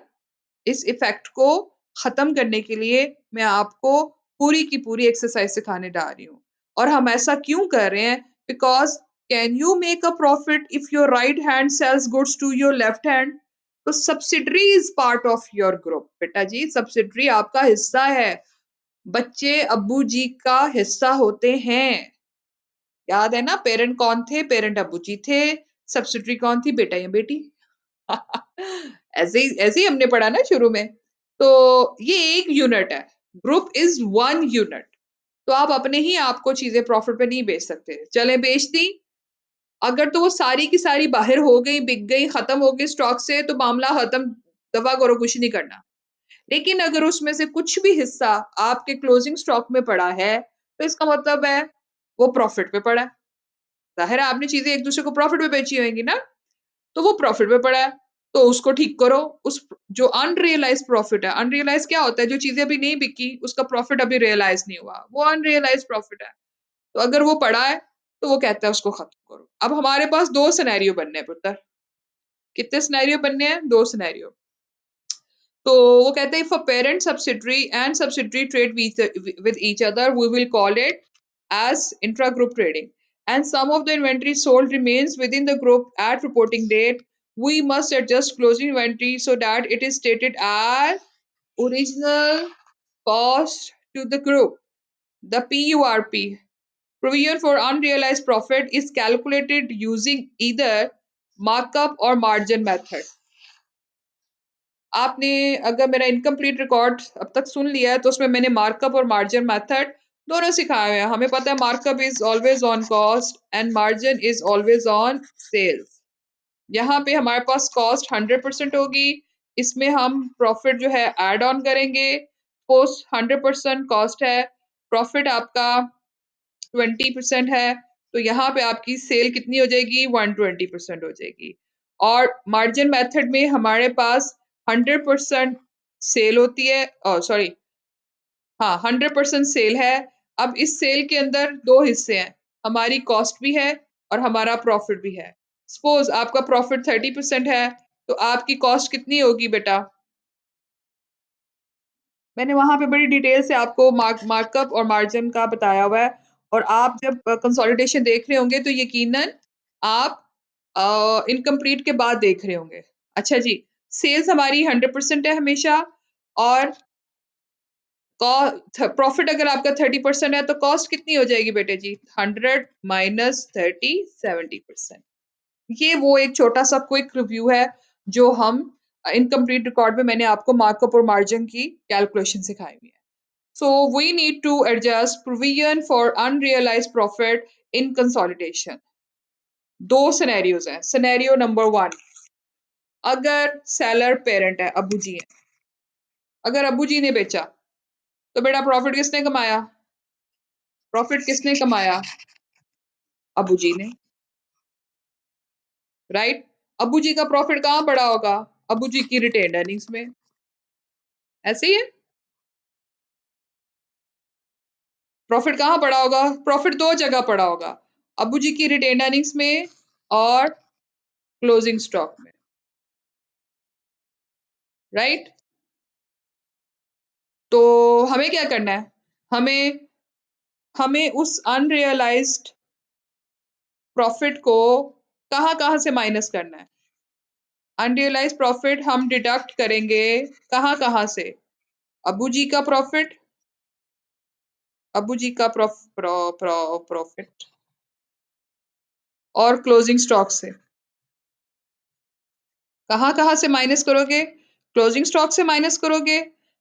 जब आप कंसोलिडेटेड एसओएफपी बनाएंगे, तो जब लाइन बाय लाइन आप दोनों इन्वेंट्रीज को एड अप कर रहे होगे, पेरेंट की इन्वेंट्री या स्टॉक प्लस सब्सिडरी की इन्वेंट्री या स्टॉक, तो माइनस पीयूपी, ये माइनस कर देंगे।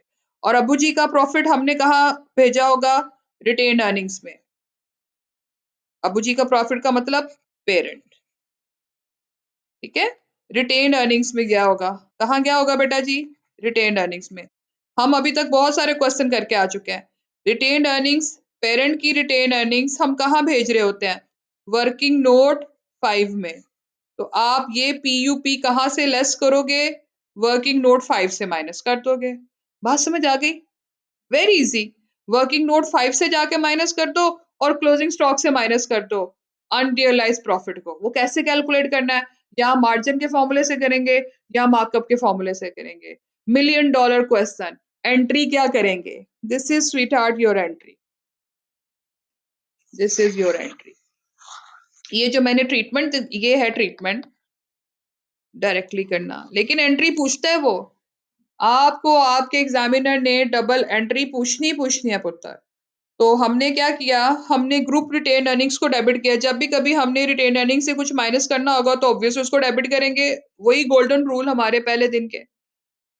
D groups retain earning, sorry, debit करेंगे ग्रुप रिटेन अर्निंग्स, मतलब deduct from the profit in working note 5, जो ये मैंने बताया। दूसरी तरफ कहाँ पड़ी हुई है आपके स्टॉक? हमारा ग्रुप इन्वेंट्री, मतलब जब आप लाइन बाय लाइन ऐड कर रहे होगे क्लोजिंग स्टॉक को ग्रुप कंसोलिडेटेड एसओएफपी में, तो आप उसमें से माइनस करोगे। स्टॉक में से कुछ माइनस करना होगा क्लोजिंग इन्वेंट्री में, तो क्या करेंगे? क्रेडिट करेंगे। तो ग्रुप इन्वेंट्री क्रेडिट कर देंगे। ओके, ग्रुप इन्वेंट्री मतलब 3 सितारे। जब 3 सितारे कंसोलिडेटेड एसओएफपी बना रहे होंगे तो वहां पे जब इन्वेंट्री को लाइन बाय लाइन ऐड करेंगे तो वहां से माइनस कर देंगे। Is this clear? अभी ये और क्लियर हो जाएगा जब मैं इसकी प्रैक्टिकल एग्जांपल करवाऊंगी इंशाल्लाह। Next scenario. लो जी, बच्चे ने बेचा, किडू ने बेचा, किड्स ने। अब मैं बेटा बेटी नहीं ना लिखती, फिर ये ना हो कहे मिस डिस्क्रिमिनेशन कर रही है, हमेशा बेटा कह देती है। तो बच्चे ने बेचा। If the seller is the subsidiary, अगर बेटा सब्सिडरी सेलर है तो प्रॉफिट किसने कमाया? बच्चे ने कमाया। अब सब्सिडरी किसकी है? अबू जी की, पेरेंट की। तो ये प्रॉफिट किस किस का किस किस ने किस किस के पास पड़ा है? ये प्रॉफिट बेटा जी ग्रुप में पड़ा है, मतलब पेरेंट को भी गया होगा, और ये प्रॉफिट नॉन कंट्रोलिंग इंटरेस्ट को भी गया होगा। Is this clear? ये प्रॉफिट पेरेंट में ग्रुप के जरिए पेरेंट के पास भी गया कुछ हिस्सा, उसका परसेंटेज, और उस प्रॉफिट का हिस्सा एनसीआई के पास भी गया। और दूसरी तरफ प्रॉफिट कहाँ पड़ा है? जाहिर है यहाँ पे भी प्रॉफिट क्लोजिंग इन्वेंट्री में ही पड़ा है। दोनों सूरतों में प्रॉफिट जो है वो क्लोजिंग इन्वेंट्री में ही है। दोनों सूरतों में क्लोजिंग इन्वेंट्री माइनस होनी ही होनी है पीयूपी से। दोनों सूरतों में, दोनों सिनेरियोस में आपकी क्लोजिंग इन्वेंट्री माइनस होनी ही होनी है। ओके, तो हम क्या करेंगे ट्रीटमेंट बेटा जी? इस पीयूपी का ट्रीटमेंट हम ये करेंगे। एक तो हम ग्रुप इन्वेंट्री से, मतलब जब कंसोलिडेटेड एसओपीएल बना रहे हो, एसओएफपी बना रहे होंगे कंसोलिडेटेड एसओएफपी में, ग्रुप इन्वेंट्री में से लेस कर देंगे। दूसरी तरफ हम जब वर्किंग टू बना रहे होंगे, वर्किंग टू क्या थी बेटा जी? Net assets of subsidiary. Net assets of subsidiary. तो net assets of subsidiary working two में जब हम रिपोर्टिंग डेट के, रिपोर्टिंग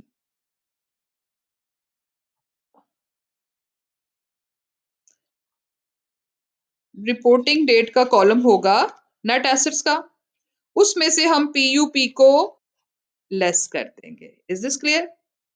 तो जब हम रिपोर्टिंग डेट में से लेस कर देंगे तो ऑटोमेटिकली जब पोस्ट एक्विजिशन रिजर्व आएगा जो हम पेरेंट और सब्सिडरी में बांटते हैं, वो खुद ब खुद एडजस्ट हो जाएगा। पहला तरीका, डायरेक्टली वर्किंग टू में से नेट एसेट्स के रिपोर्टिंग डेट के कॉलम में से पीयूपी को लेस कर दो। दूसरा दूसरा तरीका, कभी कभी वो इंडिविजुअल भी आ जाता है ना, जो पीयूपी है, अगर सब्सिडरी ने सब्सिडरी सेलर है तो पीयूपी कहाँ कहाँ से लेस होगा? पेरेंट के रिटेन अर्निंग्स में से लेस होना है। और पेरेंट का रिटेन अर्निंग कहाँ है? वर्किंग नोट 5 में है। पेरेंट का जितना परसेंटेज होगा उतना उसके वर्किंग 5 में से माइनस कर दो, और जितना परसेंटेज एनसीआई का है उतना परसेंटेज एनसीआई के वर्किंग नोट 4 में से लेस कर दो। Is this clear? तो दिस इज और मेथड इसका, या वर्किंग 2 में से डायरेक्टली सिर्फ एक ही दफा लेस करो तो ऑटोमेटिकली सारी एडजस्टमेंट्स हो जाएंगी, या फिर आप पेरेंट का हिस्सा पेरेंट के वर्किंग नोट में से 5 में से लेस करो और एनसीआई का हिस्सा एनसीआई के वर्किंग नोट 4 में से माइनस करो। और एंट्री क्या करेंगे? Subsidiaries retained earnings deduct the profit in working note at reporting date, debit, और ग्रुप इन्वेंट्री एक्स, मतलब उसको माइनस कर देंगे। ये और की एंट्री करके बताऊं? और की एंट्री क्या करेंगे? और की एंट्री यहाँ कर देती हूँ। और की एंट्री होगी बेटा जी, group parents percentage group retained earning, मतलब working note 5 debit, NCI percentage working note 4 debit, and group inventory credit. ये और की एंट्री है। या आप ये कर लें या आप ये कर लें, दोनों आनी चाहिए। किसी भी तरीके से सेक्शन ए में क्वेश्चन सेक्शन बी में पूछा जा सकता है। ये कान को सीधा सीधा पकड़ने वाली बात है। कौन सा वाला? ये थोड़ा कान को टेढ़ा करके पकड़े। ठीक है, आइए जी, इसका हम एक क्वेश्चन करते हैं। मार्कअप और मार्जिन मैंने आपको सिखा दिया। A profit is based on cost and calculated by taking the selling price of closing inventory divided by 100 plus profit and multiply by profit. For example, intra-group sales अगर 12,000 की हुई है and all remained in inventory, सारी की सारी inventory at the year end, और अगर इसका मार्कअप 20% हो, तो बेटा जी वो पूछ रहा है कि प्रॉफिट कितना है। तो it means this sale price is 100 plus 20%, तो ये 120 है। प्रॉफिट चाहिए, व्हाट इज 20%? और अगर मार्जिन की बात करते हैं, इंट्रा ग्रुप मार्जिन अगर सेल है और सारी की सारी क्लोजिंग इन्वेंट्री है, तो इसका मतलब ये हुआ ये सेल प्राइस है, ये 100% है, 20% प्रॉफिट है, तो 80% क्या होगा? कॉस्ट होगी।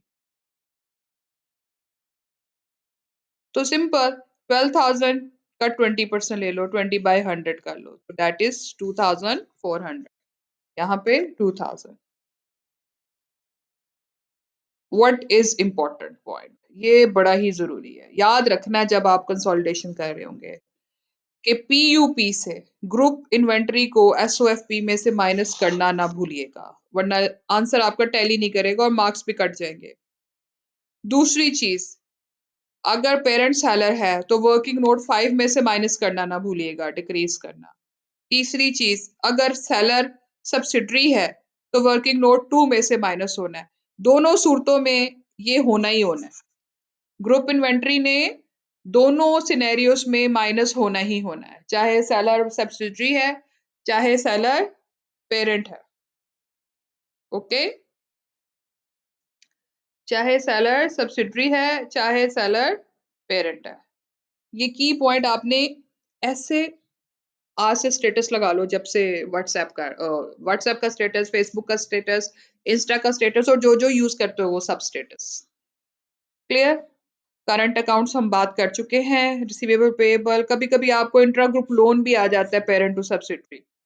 तो जब हम लाइन बाय लाइन लाइबिलिटीज को माइनस उसको ऐड कर रहे होंगे, तो वहां से हम सब्सट्रैक्ट कर देंगे। मतलब पेरेंट ने एस को 200 का लोन दिया, तो आप क्या करोगे? जब लोन को लाइबिल एड अप कर रहे होगे लाइन बाय लाइन, तो माइनस कर दो।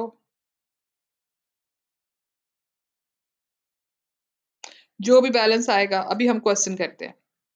हाइड एंड सीक एक बहुत अच्छा क्वेश्चन है आपके सामने। ये हाइट की एसओएफपी है, ये सीक की है। इन्वेस्टमेंट्स हमें नजर आ रही हैं बेटा जी 300,000, इन दोनों को हमने लाइन बाय लाइन ऐड कर लेना है। Inventory line by line add, और माइनस क्या करना है अगर कोई पीयूपी आएगा तो, और property plant and equipment line by line add, और ऐड क्या करना है अगर कोई फेयर वैल्यू एडजस्टमेंट आएगी तो, राइट। अब trade receivable and payable line by line add up minus if any intra group. Intra group जो ट्रेड रिसीवेबल पेएबल होंगे हम उसको क्या कहेंगे, करंट अकाउंट्स। क्या कहेंगे बेटा जी, करंट अकाउंट्स, ठीक है। Cash and cash equivalents line by line add up. Share capital share premium parent की एसओएफपी में चला जाएगा, कंसोलिडेटेड एसओएफपी। आपको पता है ना हमने मैपिंग करनी होती है, कंसोलिडेटेड एसओएफपी 3 सितारे। दिस विल zigzag वाला circle go in working note 5, ये दोनों चीजें working note 2, correct. This is reporting date वाला। नॉन करंट लाइबिलिटीज लोन्स है, line by line add up minus अगर कोई इंट्रा ग्रुप है। Trade receive payables line by line add up minus अगर कोई करंट अकाउंट का बैलेंस है, intra group अगर कोई रिसीवेबल पेएबल है। बात समझ आ गई। आइए जी आगे चलते हैं। ओह, इन्वेस्टमेंट्स ने किधर जाना है, वर्किंग नोट 3 में, लेकिन हम इसको पहले चेक करेंगे कि क्या ये सारी की सारी इन्वेस्टमेंट इन सीक है कि नहीं है। कैसे पता चलेगा, अदर इंफॉर्मेशन से। आइए अदर इंफॉर्मेशन देखते हैं, और वो ये है, I required 80% of the ordinary shares of seek 300,000। लो जी सारे का सारा है, पूरे का पूरा वर्किंग नोट 3 में जाना है। वरना अगर यहाँ 200 होता तो फिर हम सिर्फ 200 लेके जाते वर्किंग 3 में, और -300 से करके 100 लेके जाते 3 सितारे मतलब कंसोलिडेशन में। एक्विजिशन डेट क्या बेटा, 1 जनवरी। रिपोर्टिंग डेट क्या है, 31 दिसंबर। फुल ईयर एक्विजिशन है। The acquisition date the retain earnings of Seek 1,29,000 at acquisition date की आपकी रिटेन अर्निंग्स ये पड़ी है। चलें, टाइम टू, जी बेटा मैपिंग कर रहे थे हम लोग। Okay, the at acquisition date the retain earnings of सीक वर 1,29,000। एक्विजिशन डेट की retain earning, fair value of, कहाँ जानी है एक्विजिशन डेट की रिटेन अर्निंग, वर्किंग नोट 2। और fair value of non controlling interest at the date of acquisition date, acquisition was 50,000, working note 4 and working note, goodwill का working note क्या था 3, दोनों में जाएगी। आइए जी, the fair value of net assets of Seek at acquisition date approximated their carrying amounts with the exception of a plot of land. This land was held in financial statements of Seek its cost of $145,000 but was estimated to have a fair value of 1,77,000। जब हमने acquisition date की पे acquisition किया था, acquire किया था, तो क्या थी इसकी वैल्यू बेटा, 1,45,000 कॉस्ट। लेकिन उस वक्त उन्होंने एस्टिमेट किया तो वो कितनी निकली, 1,77,000 की। तो कितने से फेयर वैल्यू हुआ था, कितने से एडजस्टमेंट हुई थी, 1,45,000 माइनस 1,77,000,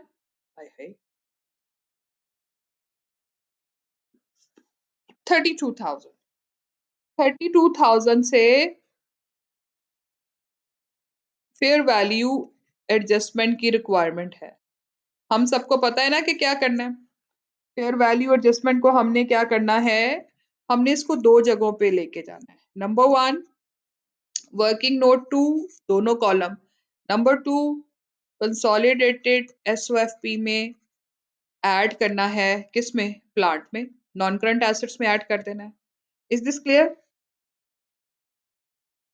अब आप देखो रिवैल्यूएशन सरप्लस नजर नहीं आ रहा हमें एसओएफपी में, कहीं नजर नहीं आ रहा। ये देखिए, इसका मतलब है इसकी रिकॉर्डिंग नहीं हुई हुई, लेकिन वो बता भी रहा है, खुद भी बता रहा है कि विद एक्सेप्शन उसने सारी कैरिंग अमाउंट ले ली थी, लेकिन प्लॉट की लैंड को कॉस्ट पे ले गया और उसकी एस्टिमेटेड फेयर वैल्यू पे उसने रिकॉर्ड नहीं किया था। तो अब करो, कर लेते हैं। अगली point number three, adjustment number three, this is a very typical question जो हमारा एफए में और एफआर में आता है। During the year ended 31st December 2015, Hyde sold goods to Seek. Hyde parent कौन है? हाइड है, पेरेंट होल्डिंग है। Sold goods scenario 1. Seek for $25,000, making a GP, gross profit margin on sale of 30% at the reporting date. One third of these goods remained unsold in inventories of Seeks. तो 25,000 का यहीं पे calculation कर लेते हैं। 25,000 का 1/3 हमारा क्लोजिंग इन्वेंट्री में पड़ा है। तो कितना क्लोजिंग इन्वेंट्री हो गया बेटा जी?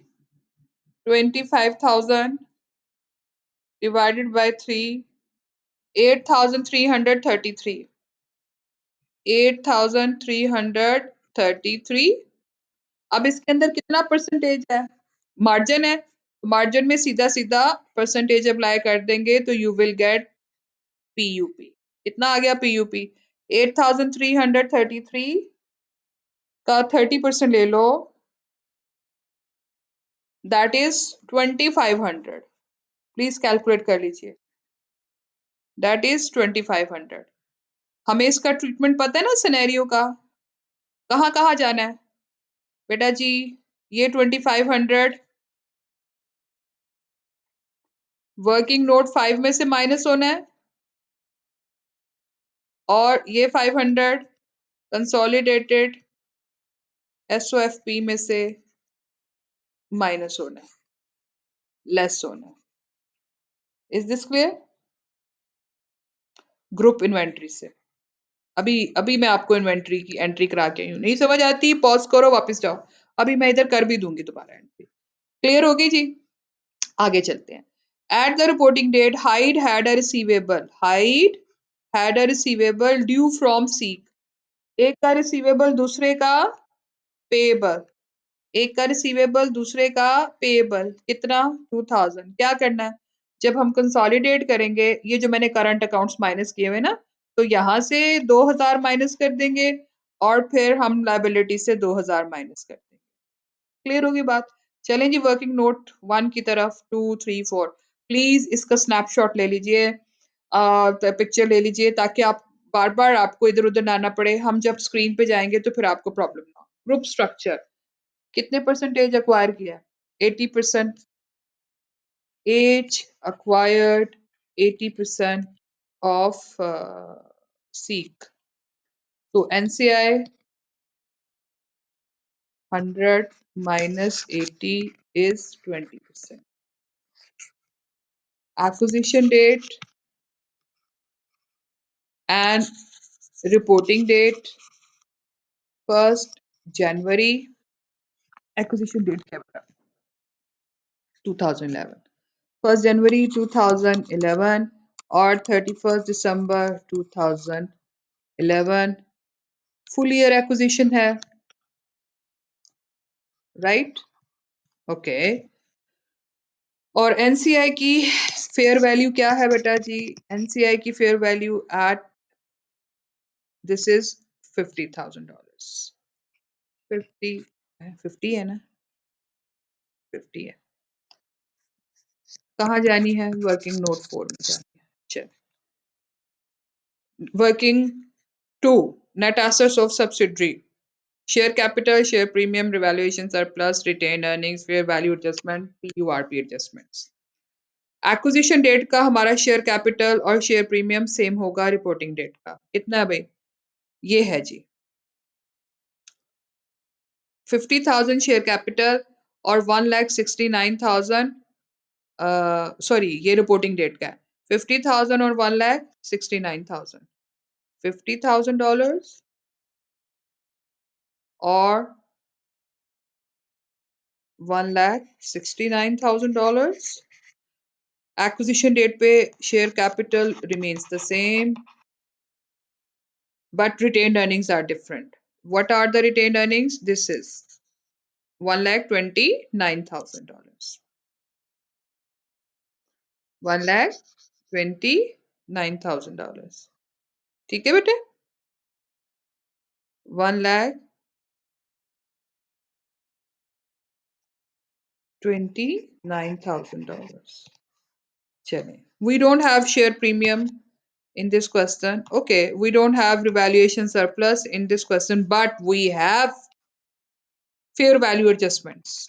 हमें मिल गया, यहाँ पे हमने कैलकुलेट किया था अभी, कितना था बेटा, ये वाला पॉइंट, पॉइंट नंबर 32,000 हमने फेयर वैल्यू एडजस्टमेंट कैलकुलेट की हुई है, ये वाला। ठीक है, एक्विजिशन टाइम पे 1,45,000 हमने ले लिया था प्लॉट ऑफ लैंड की वैल्यू, जबकि वो उसकी फेयर वैल्यू कितनी थी उस वक्त, 1,77,000 थी। तो आ जाओ 32,000 से हम फेयर वैल्यू एडजस्टमेंट लिखते हैं। और क्या हमने सीखा था, जब फेयर वैल्यू एडजस्टमेंट होंगी तो रिपोर्टिंग और एक्विजिशन दोनों में आएगी। अच्छा, ये F3 है। अब आपको पता है, ये तो खैर लैंड है ना, अगर बिल्डिंग होती तो उसके ऊपर डेप्रिसिएशन भी जाहिर है चार्ज हुई होती। तो FR में एडवांस टॉपिक क्या आएगा, बाकी सब कुछ सेम, एडवांस क्या आएगा, डेप्रिसिएशन चार्ज करना शुरू कर देंगे, उसकी भी एडजस्टमेंट ऐड करेंगे। और वो कौन से कॉलम में करेंगे, जब मैं वहां पे आपको उसका एडवांस नॉलेज दूंगी, क्वेश्चन करवाऊंगी, तो फिर मैं वो वहां करवाऊंगी, वरना फाइनेंशियल अकाउंटिंग वाले बच्चे थोड़ा डिस्टर्ब हो जाएंगे। तो ठंडा करा के खिलाते हैं ना बेटा जी। अच्छा जी, अगली एडजस्टमेंट TURP की हमने कैलकुलेट कर ली हुई है। वो क्या थी बेटा, 25,000 का चीजें बेची थी पेरेंट ने सब्सिडरी को, उसमें से 1/3 जो है पड़ा हुआ है क्लोजिंग स्टॉक में, 1/3 क्लोजिंग स्टॉक में है। कैलकुलेट किया, GP था, तो डायरेक्टली परसेंटेज अप्लाई कर दो 30%। तो वी गॉट 2500 PUP। हमने कहा उसको हमने वर्किंग नोट 5 में से करना है लेस, और कंसोलिडेटेड ग्रुप इन्वेंट्री से करना है। तो क्या हमने इसको वर्किंग नोट 2 में से इन्वेस्ट माइनस करना है? नहीं, क्योंकि सेलर कौन है,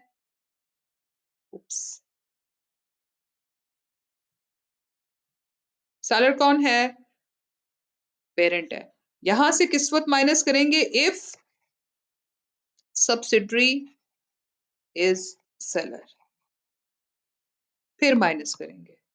अभी हमारे पास कोई ऐसी केस नहीं है। तो चलो बेटा, कैलकुलेट कीजिए, टोटल कीजिए रिपोर्टिंग का और एक्विजिशन डेट का, और क्या निकालना है हमने, पोस्ट एक्विजिशन रिजर्व्स निकालने हैं। एक्विजिशन डेट का टोटल करने जा रही हूँ, $50,000 प्लस $1,29,000 प्लस 32,000, वी गॉट 2,11,000।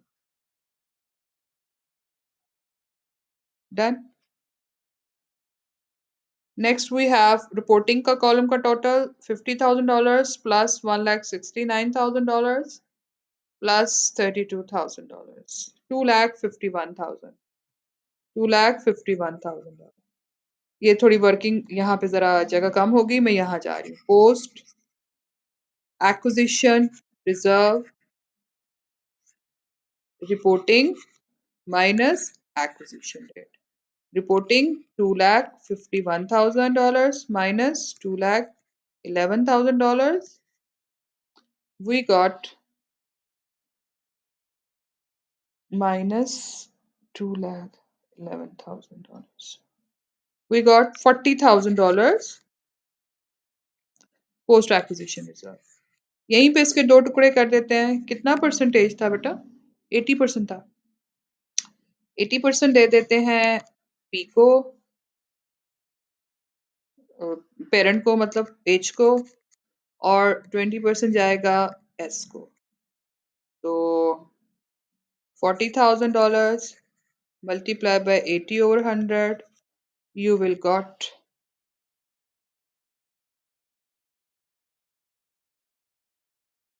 $32,000, और यहाँ पे $40,000 multiply by 20 over 100, 8,000 NCI को चला गया। ठीक हो गया जी। नेक्स्ट,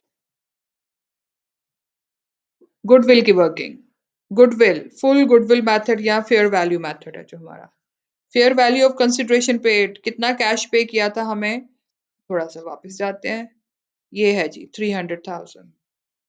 ओके, और फेयर वैल्यू एनसीआई कितनी है, 50,000 है, दोनों वैल्यू हमें चाहिए।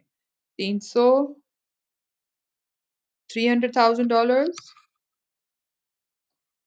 ऐड किया हमने बेटा जी 50,000 fair value of NCI at acquisition date, और लेस किया fair value of net asset acquired at acquisition date. कितनी है जी एक्विजिशन डेट की वैल्यू, ये है 2 लाख, वर्किंग नोट 3 में भेज दी, 2,11,000, 2,11,000। तो बेटे जी आंसर क्या आएगा आपका, गुडविल आ जाएगा, 3,50,000 माइनस 2,11,000, you got 1,39,000 goodwill।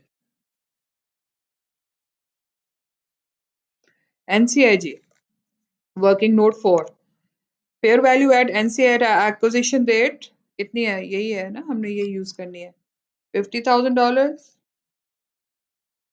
हमने अभी पीछे रिवैल्यूएशन रिजर्व जो है वो कैलकुलेट किया था post acquisition, post acquisition reserve not revaluation reserve, माफी जी, 20% दिया था ना हमने इसको, ये कैलकुलेट किया बेटा 8,000। चल 8,000 ऐड किया, तो fair value value of non controlling interest is 58,000। हम सबको क्या पता है, 3 सितारे पता है, राइट, मतलब कंसोलिडेटेड एसओएफपी में ये शो होगा under the heading of equity. चल लास्ट रह गया हमारा वर्किंग नोट 5, ये जी आपकी वो उसकी परसेंटेज है यूपी की कैलकुलेशन में, देख लीजिए 25,000 का, ये डायरेक्ट मेथड से किया हुआ है, 25,000 में 30% हमने पहले प्रॉफिट निकाल लिया, फिर उसका प्रॉफिट का 1/3 ले लिया। आपकी मर्जी, आप पहले क्लोजिंग इन्वेंट्री निकाल लें फिर उसमें से प्रॉफिट निकाल लें, ठीक है। Okay, parent retain earning 100%, parent का रिटेन अर्निंग, और ऐड उसमें कर देंगे subsidiary group percentage of post acquisition reserves, और हमारे पास पीयूआरपी एडजस्टमेंट है आज, क्योंकि हमारा पेरेंट सेलर है, वो हमने अभी कैलकुलेट किया है, कितनी निकली थी, ये निकली हुई है ना 2500, हमने शुरू में भी निकाली थी, तो 2500 लेस करनी है हमने पीयूपी की एडजस्टमेंट। ओके, देखते हैं जी 100% रिटेन अर्निंग कितना है, ये आ गया, दिस वन हमने हाईलाइट किया हुआ पहले, ये $4,05,000, ठीक है, पेरेंट का रिटेन अर्निंग $4,05,000।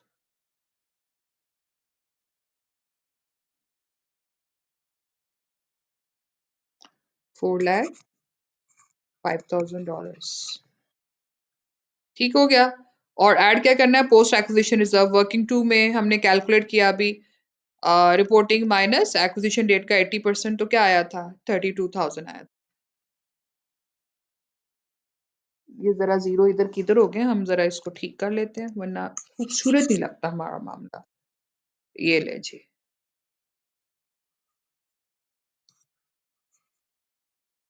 हो गया जी डन, कैलकुलेट कीजिए, 4,05,000, 4,05,000 plus 32,000 minus 2,500 PUP unrealised profit की एडजस्टमेंट, 4,34,500।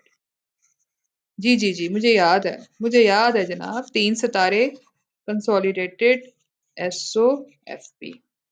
क्या रह गया जी, अब हमने करना है line by line add up all assets liabilities and so on. तो चले करते हैं, गुडविल क्या निकली थी हमारी बेटा जी, सबसे पहले गुडविल हमारी आई थी वर्किंग नोट 3 में, वी हैव 1,00,000 हाय हैसियत है, 3 सितारे नहीं लाए, लाओ जी लाओ। 3 सितारे consolidated SOFP under the heading of NCA, non-current asset. $1,39,000. Goodwill, $1,39,000. ठीक है। प्रॉपर्टी प्लांट एंड इक्विपमेंट हमने क्या करना है? Height plus subsidiary plus any fair value adjustment. ये जो फॉर्मेट है ना, ये याद रखा करें बेटा। ठीक है। कहाँ है भाई property plant and equipment? Hmm $2,90,000 plus $1,85,000 और प्लस इधर गई हमारी एडजस्टमेंट, ये fair value adjustment. Fair value adjustment ये। ठीक है, 32,000। This one and fair value adjustment $2,90,000 और $1,85,000।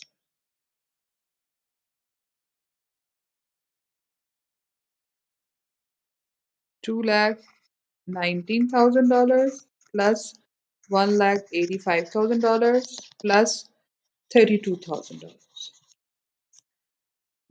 आई होप सो मैंने कोई डाटा गलत ना कॉपी किया हो, या अल्लाह एंड पे हमारा आंसर सही आ जाए।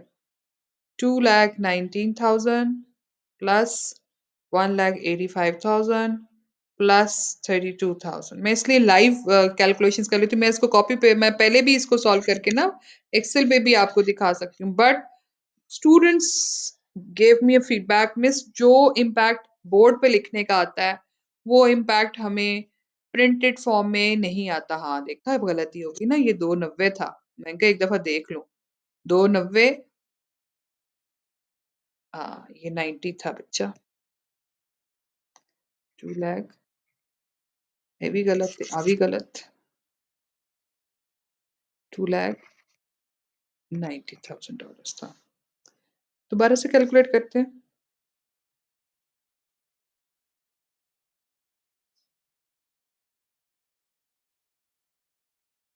It is 5,07,000। 5,07,000। मैं जरा पॉज करती हूँ, आप भी देख लीजिए जरा कि सही आंसर आया। अच्छा जी, इन्वेंट्रीज हमने क्या करना है? हाइट की प्लस सब्सिडरी की, सी की plus, oh no plus, minus, भूलना नहीं है, माइनस क्या करना है? Minus PUP, unrealise profit. कितना था अनरियलाइज प्रॉफिट? 2,500। जुबानी याद होना चाहिए। 2,500 ऐसे भी कैलकुलेट कर सकते हो और हमने शुरू में कैलकुलेट किया हुआ है। This is okay. इन्वेंट्रीज कितनी कितनी है जी? 87,000 प्लस 47,000। 87,000 प्लस $40,000।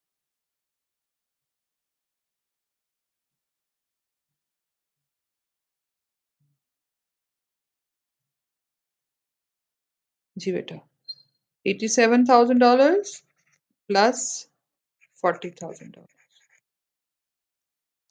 माइनस 2,500, तो आंसर आ गया 1,24,500। ठीक है। ट्रेड रिसीवेबल्स अगेन,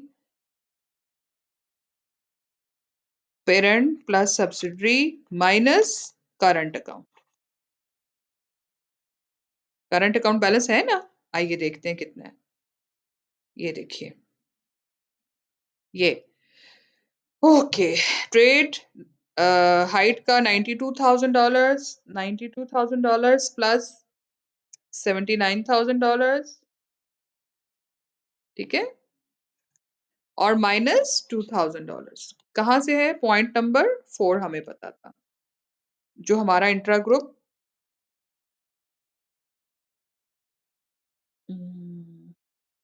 नहीं ये कलर नहीं, ठहर जाओ, नीला लेते, लीला लेते जी, लीला। ये 2000, ठीक है, ये receivable intra group current account है और उसने बताया सेम अकाउंट है। चलें आइए रिपोर्ट करते हैं। कितना है जी cash and cash equivalent? We need the pen. It is $92,000 plus, ओ थोड़ा सा मैंने नीचे लिख दिया, मैंने इतनी कंजूसी क्यों की हुई है। चलें जी, इट इज $92,000 प्लस $79,000 माइनस $2,000, ठीक है। प्लीज कैलकुलेट कीजिए और मुझे बताइए आंसर। It is $1,69,000। अब कैश एंड कैश इक्वलेंट्स भी देख लेते हैं। ये है जी cash and cash equivalents, 18,000 plus 32,000, $18,000 plus $32,000,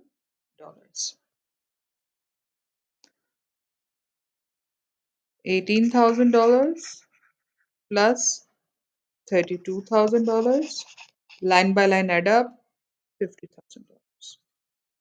please calculate कीजिए टोटल एसेट्स क्या आते हैं। यहाँ से शुरू करते हैं। 1,39,000 plus 5,07,000 plus 1,24,500 plus 1,69,000 plus 50,000, so it is 9,89,500। यहाँ भी लिख सकते हैं, यहाँ भी लिख सकते हैं। चले जी कैपिटल साइड हमें क्या चाहिए जी, शेयर कैपिटल होल्डिंग ओनली, मतलब जाहिर है पेरेंट का सिर्फ आएगा। शेयर प्रीमियम भी सिर्फ पेरेंट का। रिटेन अर्निंग्स कौन सी, ग्रुप की, वर्किंग नोट 5 और non controlling interest working note 4। और लाइबिलिटीज हमने एच प्लस एस कर लेनी है और current liabilities H plus S minus current account. वो हमें पता है कितना था, वो हमें पता है 2000 था। ओके, मैं आई जस्ट नीड, कितना है जी कंसोलिडेटेड, 1,00,000 और 20,000, ये वैल्यूज जानी है ना, हमने शुरू में टैग किया हुआ है। 1,00,000 और 20,000।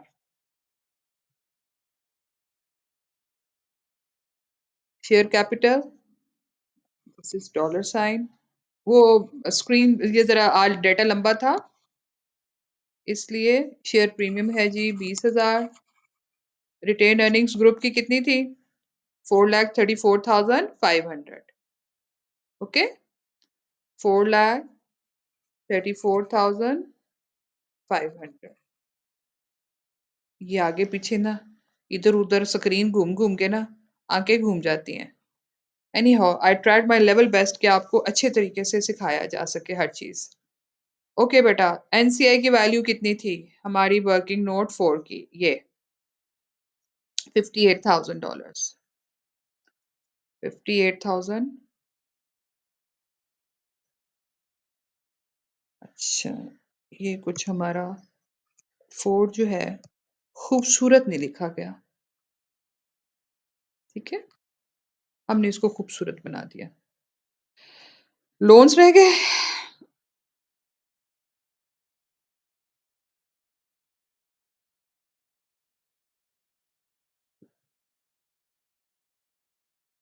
लाइबिलिटीज मतलब लॉन्ग टर्म लाइबिलिटीज ये है जी 180 प्लस 67,000, ठीक है, 180 प्लस 67,000।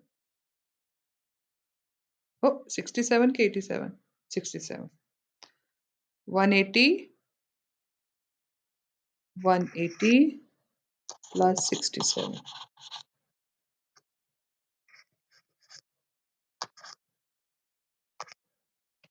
ऐड कर लेते हैं जी। 180,000 प्लस $67,000, 2,47,000। साथ साथ आप प्लीज कैलकुलेट किया करें, कैलकुलेटर्स हाथ में रखा करें ताकि कोई भी मिस्टेक हो तो आप भी वेरीफाई कर सकें जी। लास्ट करंट लायबिलिटीज कितनी है? $82,000 प्लस $50,000। ओके, ये वाली वैल्यूज लिख रही हूँ मैं। और माइनस करंट अकाउंट 2000, ये वाला, इसका एडजस्टमेंट। आइए जी कैलकुलेट, नोट डाउन करते हैं। We have $82,000 plus $50,000 minus 2,000. So we got $1,30,000. Total कीजिए जी। ये बहुत दूर नहीं लिखा गया,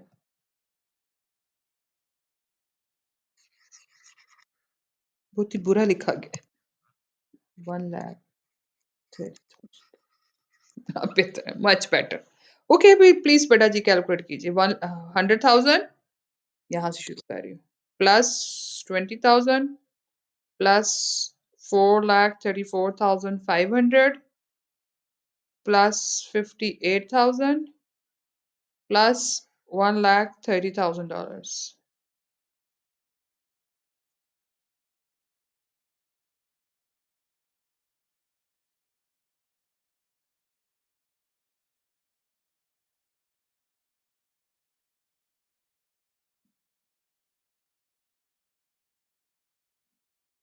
हम्म,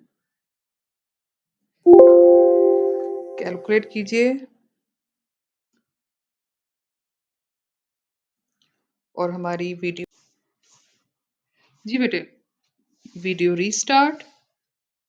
कहाँ थे हम लोग? हम टोटल कर रहे थे जी। 1,00,000 प्लस $20,000, साथ साथ कीजिए, प्लस 4,34,500 प्लस $58,000 प्लस $2,47,000 प्लस $1,30,000। तो टोटल आ गया 9,89,500। तो is it total is equal, this one is equal to this one. ठीक है, हमारा assets are equal to capital plus liabilities. ले बेटा जी, यहां तक तो मामला हो गया आपका माशाल्लाह बड़ा अच्छा, जबरदस्त। अब आपका इस टॉपिक के अंदर एक छोटा सा टॉपिक रह गया है which is mid year acquisition. तो यहाँ पे आप लोग रोकेंगे अपने आप को, इससे आगे ना देखिएगा। इससे आगे देखने के लिए पहले आप इसी क्वेश्चन की बेटा जी, इसी क्वेश्चन के मैं आपको दो क्वेश्चन बना के देती हूँ। आप इसी क्वेश्चन को करें 70% से और इसी क्वेश्चन को करें आप 55% से। एक चीज कर लीजिएगा, इस क्वेश्चन में जो हमारा मार्कअप 30% है ना, मार्जिन, मार्जिन 30% है इस क्वेश्चन में। अब आप इन दोनों क्वेश्चंस को, इसकी बजाय 30% की बजाय आप 20% एक मार्जिन कर लेना और एक मार्कअप के फॉर्मूले से कर लेना। ओके, मार्जिन और मार्कअप से कर लीजिएगा। इसको 20% मार्जिन से कर लो, इसको 20% मार्कअप से कर लेना। Is this clear? तो आपके फर्दर दो और क्वेश्चंस की प्रैक्टिस जो है ये जबरदस्त हो जाएगी इंशाल्लाह। और उसके अलावा आपके स्टडी टेक्स्ट में there is a very good question, let me just share with you. This is this is your question number, illustration number 8. This is a wonderful illustration बेटा, जरूर कीजिए। और फेयर वैल्यू, प्लांट की fair value adjustment तो हमने ये कर लिया। वर्किंग अंडरस्टैंडिंग 2 मैंने डन करवा दी खुद, this is done, see this is done. उसके अलावा इंट्रा ग्रुप को हमने एक अलहदा से क्वेश्चन से किया। Illustration 8, this is solve illustration. आपने इसका सोल्यूशन नहीं देखना, आपने खुद से सॉल्व करनी है ये भी आपका होमवर्क है। ठीक है, इसमें आपके पास क्या क्या है बेटा? पेएबल, इंट्रा ग्रुप रिसीवेबल और पेएबल है 400। सारा क्वेश्चन सेम, बस ये थोड़ा सा चेंज आ जाएगा। अंडरस्टैंडिंग 8 आप कीजिएगा। उसके बाद आपने इस पूरा इसकी कंसोलिडेशन भी करनी है, कंसोलिडेटेड एसओएफपी भी बनाना है। अनरियलाइज प्रॉफिट की एग्जांपल मैंने करवा दी बेटा जी। दूसरी इलिस्ट्रेशन नंबर 9 पड़ी है। अच्छा, एक एग्जांपल ना मैं करवाऊंगी आपको इंशाल्लाह, जिसमें सेलर जो है ना वो सब्सिडरी होगा। इसी इसी लेक्चर के आगे जाके ना जो जिसमें मैं आपको मिड ईयर एक्विजिशन करवाऊंगी, उससे पहले मैं आपको एक और एक्सरसाइज करवाऊंगी जिसमें हमारा सेलर कौन होगा? सब्सिडरी होगा। ये है। ये वाला क्वेश्चन मैं आपको खुद करवा दूंगी, नो वरीज। ठीक हो गया? नो वरीज, ये मैं करवा दूंगी सेलर वाला। बस हमारा लास्ट पार्ट रह गया which is your mid year acquisition. इंशाल्लाह उसका फिर मेरा ख्याल है उसका एक सेपरेट ट्यूटोरियल जो है ना वो मैं रिकॉर्ड कर दूंगी। एक और लेक्चर कंसोलिडेटेड एसओएफपी का मेरा ख्याल है 3 लेक्चर्स चलेंगे रिकॉर्डेड, क्योंकि 2-2 घंटे की ये वीडियोस हैं। तो अपलोड करना बड़ा मुश्किल हो जाएगा मेरे लिए अगर मैंने एक ही में कर दिया। ठीक है, बस यहाँ पे आप कंप्लीट कीजिए। ये मैंने आपको क्वेश्चंस दे दिए हैं, एक दो क्वेश्चन ये दे दिए हैं। एक क्वेश्चन मैंने आपको बुक में से दे दिया है, इलिस्ट्रेशन नंबर कौन सी थी यार? इलिस्ट्रेशन नंबर 8 थी आई गेस। जी, illustration number 8 is your homework. ये वाला, this is your homework my dear. ठीक है, take good care of yourself, अपना बहुत ज्यादा ख्याल रखिएगा। मैं आपके साथ हूँ व्हाट्सएप ग्रुप में, जब मेरी जरूरत हो please you may call me any time, message me. Okay, take care, अल्लाह हाफिज।